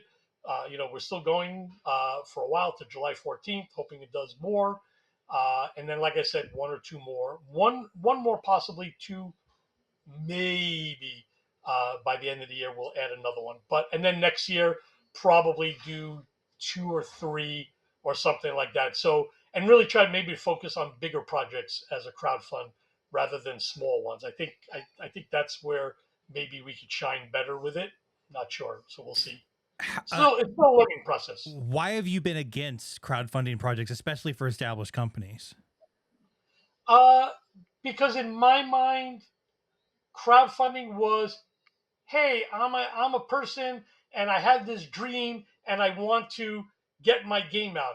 Not, hey, we're a successful company, but we're going to do this thing because we want to use your money to buy to get our stuff, and then we'll do it, and you test the waters for us and let us know if we should do this or not. All that kind of stuff. It just took it away from the person and their dream. And made it more another way to sell. And again, even what I just said, that's the reason established companies do it. Right. Yes, I'm using other people's money. Yes, I'm marketing. Yes, I'm determining whether this game is worth putting out. So I get it. And I say I totally, totally get it. But I just feel it really should be for the dreamer that wants their game out there, kind of a thing. Why don't these companies that are established just go get a loan? Oh, that's there's probably a lot of factors in it. Uh, owing money, interest, being able to get one, credit. There's Yeah. probably, and it's probably not an Interest. easy thing. If you Uh, default on it, you're actually it's crowdfunding is yeah, not a pre-order yeah, system. It's yeah, totally exactly. Yeah, they don't a care about risk that. of the consumer. Yes. And also, I don't know what kind of loan. I mean, I don't know if a bank would loan. So this is going back even to my Z-Man days. So I was trying to say, what bank would give a loan when you have to explain this? I'm in an industry where there's maybe at the time 2,000 retailers worldwide. You Hmm. know, I'm going to sell, if I'm lucky, I'm going to sell 2,000 copies of a game, 3,000 copies of a game. If I went to the bank with that, what kind of loan would I actually get? They'd look at me like, Fair. That's get another fair. job. Get another job. You're in the wrong business, man. This sounds like a sucky business, right? I mean, and I'm even thinking about it. I go, yeah. If I had to explain that, who in their right mind would give money to or bank like an entity like that? I'm talking not individuals, which they have other reasons, and it's cool and it's great and it helped Play to Z. That's how we did it. But as an entity like a bank, I just don't see like what collateral would you put up? What would be, what would be the incentive for a bank to say, Right. yeah, we're going to give you $100,000 to do a game where you might sell 2,000 copies and make, you know, $10,000 or something. It's like it doesn't. I just don't see it happening. Now, of course, I'm not going to say that somebody didn't get a loan, but did they put up their house as collateral? Did they do that? I mean, you hear stories like that, right? People taking second mortgages out, maxing their credit cards, Oh and yeah. things like that. But no, crowdfunding is probably a good way to do this to minimize risk, and Right. that's what publishers take a very big risk all the time. They are the biggest risk takers, and they don't always make the most of the money for it, but they take a huge risk when they do a game, and anything to mitigate that is, I mean, is it wrong? No, it's not wrong. So, so I'm not you know volatile about it, right, or violent about it, or I'm not a warrior, an Yeah. anti-war, warrior anti that. I'm just saying, hey, this is my feeling for it. And I'm like, but again, I totally understand why anybody would do it. So it's like, yeah, all right, more power to you. That's And great. it's also that whole process isn't free, right? There's a lot of marketing dollars that you need to put out, Yes. right? In order to do it. I won't say who, but I just overheard someone spent 50,000 for a 225,000 campaign, which was looked upon as good. Um, Yeah, yeah. I know and people spent like 30,000 and they made a million, right? So you never right. know, right? You never know where your advertising dollars go. But I think the fact that you can market that way and you have a platform, it makes it easier. So if I had a game that was going straight to retail, I actually struggle on how I would market it. Yeah, right. What Uh, are you supposed to do? what do, right? Do you say, hey, here's a banner that says buy it at your store? Okay, sure, that maybe. Print advertising? No, not really. Even less than when I was doing it, where you had some opportunities. It's even less now. The only advertising, the only marketing that there's two that well, three that I would stand by. Conventions, of course. Right. I would go to retailers and do demos, like just drive around, hit a bunch of retailers, do demo nights and things like that, and teach the game there. And then three would be free copies to retailers to put in their library and push the game. So I would print X number of copies and say, hey, these are marked for retailers, and here you go. You want a copy? There you go. And hopefully you can help sell it to get to get. I hope you can use it to get more sales out of it, where you would have to reorder it from your distributor or from me or whatever, that sort of thing. So those are probably the only marketing opportunities for a straight to retail release that I see as more viable than others. And I might be missing something, but it's been pretty much the same from even when I started. The things that change is, of course, crowdfunding platforms Mm-hmm. change, and also content creators, Yep. influencers, and stuff like that. That changed as well. So I guess that might be the fourth thing. But even now, it's a red ocean kind of thing. There's a limited number of even though there are a lot of content creators, there's a smaller amount of really good ones that can maybe help move the needle Yep. to get to them in a timely fashion and get something from them. And still you got to pay for it. Most, right, you got to pay for it as well. They have to live, and they got to charge you for that thing. So it's a tougher thing, but it is another avenue to explore. I just don't know how much it would be worth spending, and who do you go with that has the bandwidth to handle a new client or new games and so on. So that's a big search there. Yeah, I've been wondering about the paid preview stuff because all the paid preview videos typically, unless it's already a game that's just super hyped, they don't do well. Like on when I'm looking at these really big channels relative to their other videos, they just, hundreds of Interesting. views in a channel that might have 60,000, 100,000 subscribers or whatever it might be. The paid preview Wow. stuff just doesn't do that well. Now, if it's a huge game, it was going to do well anyways. Even if they Correct. just had done a review on it later on. I was speaking with another small publisher, and he said, he's found very little return on investment on paying for previews. He had done that on his first game. He spent a lot of money in doing so, relative to the size of the publisher. But he felt like just giving review copies out after it comes out to people, to content creators, and then seeing what they want to do with it and not really even asking for it was a way better investment. It's also, you could send out, countless copies relative to the video he paid for, Right. and Right. just getting organic conversation. Like, I think if I mention a game here in passing and I really love it, and I just, I'm not being paid for it, it's not a commercial or whatever, I think a viewer might be more likely to go and check it out, as opposed to me cutting to a commercial. Hey, have you checked out, the new Play to Z game, so on and so forth. I think we're all just kind of collectively numb to a lot of that. At least myself, is I just kind of Yeah. like glaze over, like, I know what you're saying is paid for, so it doesn't really matter. It's a catch-22 because content creators are putting a ton of time into it, Absolutely. and do It shouldn't be deserve to. free. Right? No, it shouldn't be. Absolutely. I think creators should be crowdfunded rather than publisher funded, but that's just not. It's hard to do on a platform that gives everything for free. People Right. have Patreons and stuff, but they're nowhere close to what a publisher is going to pay, especially a content creator that has a decent following.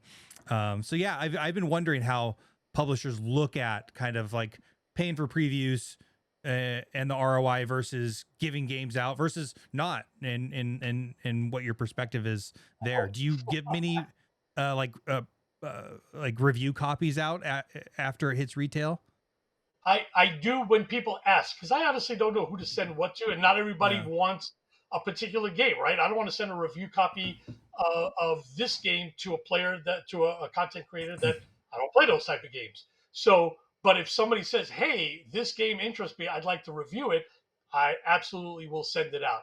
I mean, the only issue is like if it's international, then it becomes very expensive. I still Right. try to do it, but I can't do a lot of it unless I have the game stored in the EU or something like that, where I can say, hey, you know what? Yes, I do have copies, and I can send that to you, and I do. So I've sent out a lot of review copies, and that's a great idea. I would absolutely love doing that. But usually I get contacted once in a while.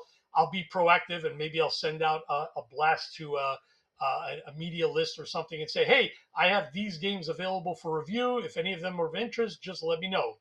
Um, and again, and it's similar to what I was saying about sending out copies to retailers. That's pretty much the same concept where I'm having them review it with their customers by playing it, and then getting their customers interested. Uh, but yeah, but I'm all for that. That is definitely another marketing tool. Is Yeah. the review copy to a Do content you creator? look at somebody's following or average views or anything like that before sending a review No, copy out? no, no, because I believe everyone. I mean, they have an audience, so even if they had 100 people in their audience, but if me sending out review copy and I can get 2, 3 people buy it because of that, I feel like I've made my money back, at least psychologically, That's and a that fair and way that to who think knows, about it. right? And then those 2 or 3 people might sell it to other parts of their group, right? And you never know how far reaching it can be. Once somebody plays it, likes it, maybe they'll talk about it, and maybe they have a small following as well, but it gets talked about. And then if people, later on, enough people talk about it, they go, "Hey, I've heard of this game." Right? And then it's like, oh, see, it's up there in people's minds. And then hopefully they'll go, hey, you know what? I'm going to try it. And they come to a convention and go, yeah, I read about that game. Okay, you know what? I'm here. Let me buy it. Yeah. And then it proliferates. So yeah, so I don't really, unless I'm, yeah, I don't really look at the views. If anything, it might be just for edification, but it doesn't disqualify you from me sending that. I mean, if you have like one subscriber and it's your mom or something, Yeah. you know what I mean, that sort of thing. But I wouldn't even know. Maybe what if it's a billionaire who loves Yeah. you and then You says, never "Hey, I'm going to know. buy this next one," But no, I don't. It doesn't disqualify you. I'm willing to do it if you're willing to take the time to check out my game. Yes, of course, there's also the abuse, right? Are they doing it just to get a free game? Right. The cost to me is relatively small. That, all right, if you're going to do it, if you're going to Right. abuse me, okay. But if you post the content, right, even then you didn't abuse me, you did your thing, I'll send you another one. But right, if you've Right. never posted it, then it's like, okay, maybe you just wanted a free game and I'll try to remember your name for next time, Right. not to send you one or something like that. But a lot of people have been pretty decent. I've not really encountered anyone that's been just looking to get the free game. I'm sure they're out there, but I just haven't Yeah. encountered it to the If point they put where in the time and they have, 500 to 1,000 subs or more, they're probably, have put in enough time where it's not really worth it for them to try to scam you for a $50, $70 game or whatever it might be. Exactly. Yeah, that's why I just don't see it happening, very, very often, or hear about it very often, and that's why it doesn't disqualify me. As long as I see you have a channel, it looks decent, of course, and I didn't hear any bad things. Whatever you have a weird, fetish while playing games or something. I don't know. Uh, the, Well, you didn't look up. You didn't I'll look me up, Zev. I didn't look it up. I guess not. Right? I play games in my underwear while I'm wearing doing no pants like, right hey, now. You don't know.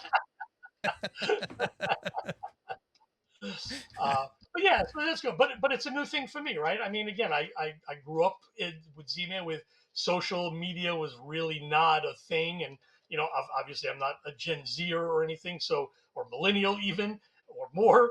But it just so it's still foreign to me. But I know it's there. I understand people watch it and stuff like that. So I just try to keep my ears open as to who is someone of value, who really does a good job, who really takes the time to do it, who does the job that that is asked of them. Right. um, and uh, and then I'll say also, because of me being by myself, right, I don't even have time to fully police all of that, Right. you know so that's like another reason. It's like where it's like, yeah, all right, hey, you got people, you got subscribers, okay, good, let's give it a shot. If you don't post something, like I said, next time I'll remember to not Right. send you because you messed me up there. But So that's how. presumably you've never had a social media manager, community manager type role in any of your organizations. Do you feel like No, the return on investment isn't there? no. I just answer. My biggest thing is I'm always there to answer BGG posts. Like if someone has a question about a Yeah. game or production of stuff, I've always been transparent. I've always, throughout all my careers, I've always been forthright with everyone, saying, people go, hey, why didn't they do this or why this? And I would, if I had the answer, I go, this is why. I remember having many economic discussions where people said, oh, they're trying to rip us off. They're doing a game at this cost and it couldn't have cost, more than this. I'm like, au contraire. I'll Yeah. tell you what it costs. Look at all these things. And then a lot of people would be appreciative. They go, wow, I just didn't know that. Yeah. Yeah, and, always right. People say, right, you look at something, and go, ah, come on, that costs you $2 to make. Where it's like, no, it cost me $10 to make or something. Yeah. It's like, people just don't know. Yeah. At a quantity of 2,000, Right, exactly. They don't it's right. They don't understand the math. Or if I did 1,000, it's like this is what it is. that's right. So I've always been transparent. So my social media has been answering BGG stuff was probably the biggest. Me being out there in public, and then conventions. I've always been open to talking to people at conventions. So those are my two things. But the whole Instagram, Facebook, blah blah blah. Sometimes I even forget it's there, and I have to remind myself, oh man, I should make a Facebook post or I should do an Insta thing, and then I have to find the time and then do it. Right. Yeah. Sometimes I get people to help me. Some people, a part of Play to Z, I go, hey, look, I'm lagging over here. Can you, post this for me or push that? And I get it every so often. Someone says, hey, Zev, I put Siege Perilous with, No. Did we lose you again? Okay. You're I didn't hanging lose count on. this time. I don't know what happened. I looked, I didn't see it. So yeah, so I do get help every so often, but it's just such not in my mind. I really have to remember, oh yeah, there's social media out there. I need to post stuff. But it's just not top of mind for me. It's just not my That's a generation. huge deal, though, Zev. That's like I know. that's a crazy deal. Like you got, but I imagine it's expensive and takes a lot of time, and that's why I'm wondering about the ROI on it. Like some people put so much effort into that, and you just don't know in the sea of red, as you say, how much is actually getting through. You know, Yeah. yeah, that's a It's a tough difficult call. one. It's a tough call, but I'm Well, willing to try, and that's what I do. I try. I take the risk. I try. If it's great, I think overall, eventually, and it's not 100% true because I'll say good games will find their way, but it's not 100% true because I felt there have been good games that have been overlooked for whatever reason, right? That people just didn't discover them. Uh, but I think that if a game is good and then starts getting noticed, it self perpetuates and then more people notice and more people notice. In the case of Soothsayers, for example, so many little videos here and there. People have talked about the game. I just mm, discovered this game. This is a great game. This is a great game. And then that perpetuates and more people, hey, I heard about this. Oh, wow. Yeah, this is a great game. When I was at Origins, so many people came up and said, I just played this. This is an amazing game. And I bought it. I have it already. Or yeah, some you're people said, sold oh out, my God, aren't I you? want it. I'm sorry? I think you're sold out on your website, aren't you, Yeah, Soothsayers? Soothsayers is sold out, but we had some at Origins because it was left over from PAX Unplugged. So that Mm. was the only reason I had any copies left for sale. It will be back in print, I think, in August. As I said, it's going to hit the warehouse around July, mid July, third week of July. It has to get processed, so they'll probably release it. I'm going to say mid August, maybe late August, depending on that. But they're going to release it right away, so very soon. And it's on BGA BGG or Board Game BGA, Arena yeah. in beta, but it's supposedly going to be released. I want to say July 27th. I believe it's going to be released fully to the public on BGA.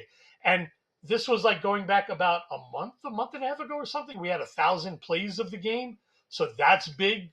So there's another market, right? Board Game Yep. Arena has, and the like, any other platforms like that have the ability to possibly help move uh, or at least get people aware of the game, right? Whether they like it or not, that's up to them. But it gets eyes on the game, and people try it, and then they could say, "Oh yeah, this is a game for me. I will actually buy the physical copy." So I I love guess the idea of Board Game Arena. I have seen some publishers pull it off. Like they'll do an entry just to like get hype or let people play it, and then which I'm fine with. I don't think that's because I think some people can just crutch on it and it's like, oh, I'll just always play it on BGA for free, depending on what the type of game is. But but yeah, I believe eventually people will buy the physical copy, and they will not rely on just Board Game Arena to play a particular game. I mean, this was the whole thing about, although you don't see it as often now, but remember when iPhone and iPad and Android games were coming out of board mm, games, and people thought, "Oh, that's it. Board games are done for. You're going to lose sales of your board game because everyone's just going to play it, for $5.99 or $4.99 or free or whatever on their iPad." But it was shown, at least on some of the games at the time, where sales of the board game actually increased because oh people really? Yeah, tried. I could see Yeah, that. people tried the game, and eventually they said, "I want to buy this because I want to play it physically with my friends." Well, yeah, there's definitely a novelty to that tactile experience. There's a novelty to that tactile experience of and being around the table with other people. So depending on the type of game, I think you described your games of wanting to be highly engaged. I'm assuming that is another way of kind of like interaction and engage with the game and having people around a table. I don't see that going away as much as I've tried to play. I've tried to play ton of digital stuff.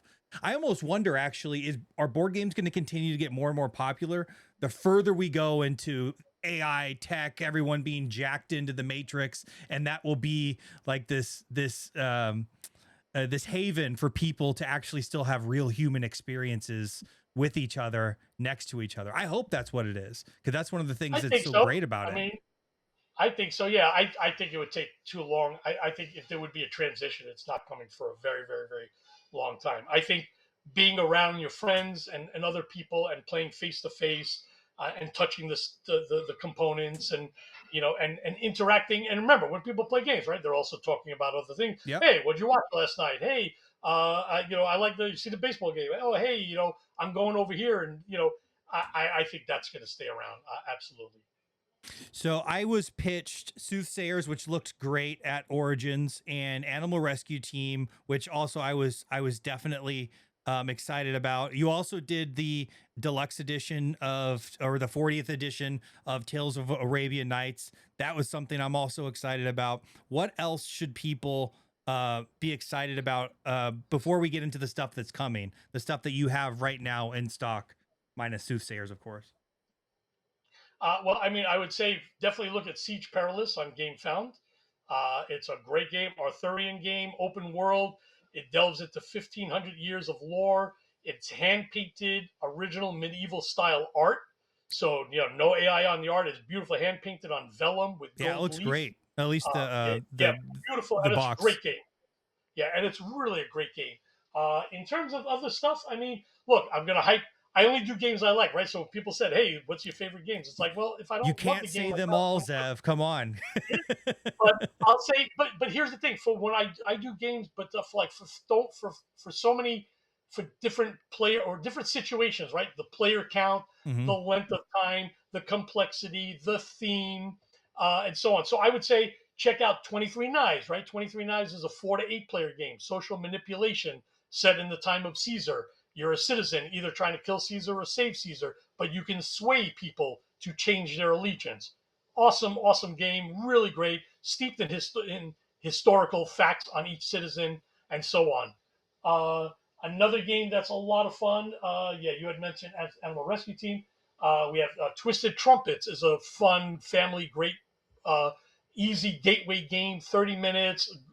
You're trying to make the best Dr. Seussian type trumpet, for example. Oh, So cool. I mean that's it. I'm not going to go through the whole catalog, but What's the most I would say slept at least check on it out. play to Z game? What's the most slept on play to Z game? The one that just has not gotten enough um, traction and you think is great. I know you think they're all great. I do. You know what? I think actually Twisted Trumpets. I'm Okay. actually very surprised at the like people get up and they like it, but the demo to sale ratio of that at a convention is lower than let's say a Soothsayers or an Animal Rescue Team, and I just don't know why. But it's just like it's a game grandma can play, your 8 year old can play. It's a family. It's easy to play. The theme is fun and quirky and cute. So yeah, that one is a surprise that it's not doing as well as I hoped it would. Uh, it's funny. I actually banked on that more than Soothsayers at the time Oh, really? because yeah, because I didn't. I thought Twisted Trumpets was more friendly to people, while Soothsayers had a couple things and the tarot and that. But I also underestimated how many people like the tarot.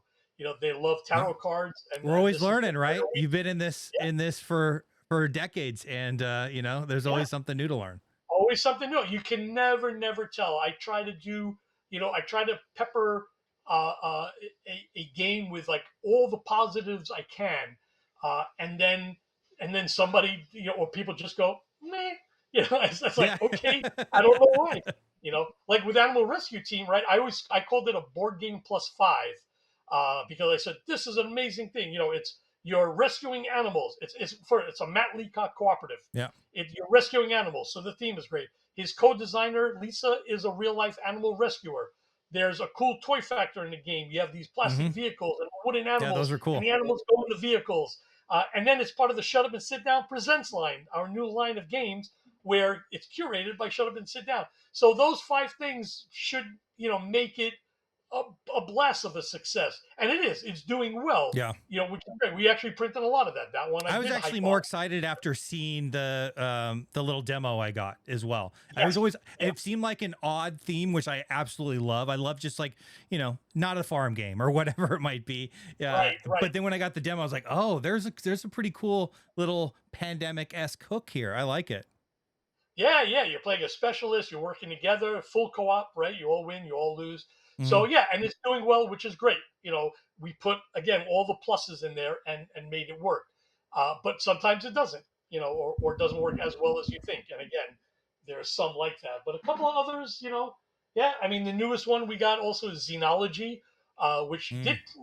it was finalist for best heavy strategy for Origins. It's to me one of the Rado called it one of the most thematic games that he's played, at least for the year. And it is great. And it's a game about aliens, but also different take. They're not looking to conquer or anything. They're seeking knowledge. It's all about going planetside, gathering knowledge on their research cards, inputting the knowledge into the database of their ship. That's a lot of it. It's an action selection game and so on. Really, just the way all the components just interconnect with each other. The way like the cards are used to determine the research that you want, gathering the research, taking it off, putting it in a database, and then scoring the card, which helps make your storage containers that you also fill up worth points. So just such a lovely game, not getting as much love as I'm hoping, but people starting to talk about it a little bit. It did well, okay, at Origins, but I'm looking to get more press on it. But all the press that I've seen so far has been relatively positive, And which is what's going to great. be But the biggest hit on your late year releases? We Folk, Dogs of War, or Pressed? I would say probably Dogs of War because it's Paolo Mori, part of the Shut Up and Sit Down Presents line, our second one. And it was a Simon game that came out in 2014 that I think they did one run. So there's a lot of people have been hungry for that game. We did a lot of tweaks to it. The artwork I think is gorgeous. It's subjective, obviously, but I think it's great. The pieces are fantastic. The wood captains and everything, Mhm. and chunky wood pieces. So I think of those three you mentioned, definitely I think Dogs of War will be the next big hit of that line. Are any of those going to be Gen Con releases? With GenCon, we're hoping to fly in some We Folk Impressed. That's pretty much it. Afterwards, probably towards the like PAX Unplugged or Essen, we'll have Soul Journey, Mm-hmm. SEOUL. That will be at Essen. I pretty much, I think that would probably be the newest thing. And we'll have Dogs of War at Essen as well if all goes well. And Not is at Gen Soul Con. Journey a localization effort? Nope. It's an original, and yeah, it's a game, but it's about traveling around Seoul, Korea, to South Korea. To you're going to the highlights of the thing. You're eating food, and going to festivals. You're going shopping. There's some guardians, but it's an itinerary building, tableau building game for all the Is it players. inspired by the Let's Go To line? No, I think Let's Go plays more. I think more of a board game kind of Okay. thing. I don't remember the mechanics of it, but I know there's a board in that. You're This building one an is just all cards. itinerary with cards, and you're trying Yeah. to match symbols and minimize traveling Yes. between Kyoto and Japan and such. Yeah. Okay. Yeah. Yeah. So this also has where it's like every highlight in Soul has like a scoring ability, and some would say, hey, if you play this color card to next to it, or for every food you have, or highlight attached, or there's all kinds of scoring opportunities for the highlights there. But it is just all cards, straight The up. art looks great. Looks very cool. Very different, which I like. Yeah. I think it very much appealed to me, and most people have been attracted by the art. They've actually come looking at the game because of it. I think I only had one Yeah. naysayer so far, and I'm sure there'll be more. Again, art is way subjective, so Nah, that looks I'm cool. not going to argue it. The card art You know? looks great. It's vibrant. I Thank you. guess if you don't like color, you Yeah, could probably hate on it. hey, you said it, not me. Yeah, right. All right. But it is different. It's a different style. So Siege Perilous is coming when to Gamefound? It's live right now through July 14th. Beautiful. We've funded in 30 minutes, but it's still going. Hoping to get more. It's just such a great game. There's some playthrough stuff up there, so people can check it out. But it's a really good game, and I love Arthurian lore and stuff. And I'm very happy with the way this has turned out so far. Very cool. We'll have the link down below, so everyone go check Oh, that cool. out. I'll Thank also have Play to Z Games link down there. Go check out all the games you got going. I really appreciate you being here. It was great to get to meet you at Origins, and I loved hearing the kind of the deep lore in your career and all of the different things that you've done. I think it's awesome. So bravo for having such a storied career and being a part of so many incredibly huge games, and having the guts to go out there and pitch or sell a co-op game or a $70 farm game, and inventing animeeples, all new stuff I learned. Thank you so much. All right, Zev, let's do this again. This has been great. Thank you. Have a great time. Bye.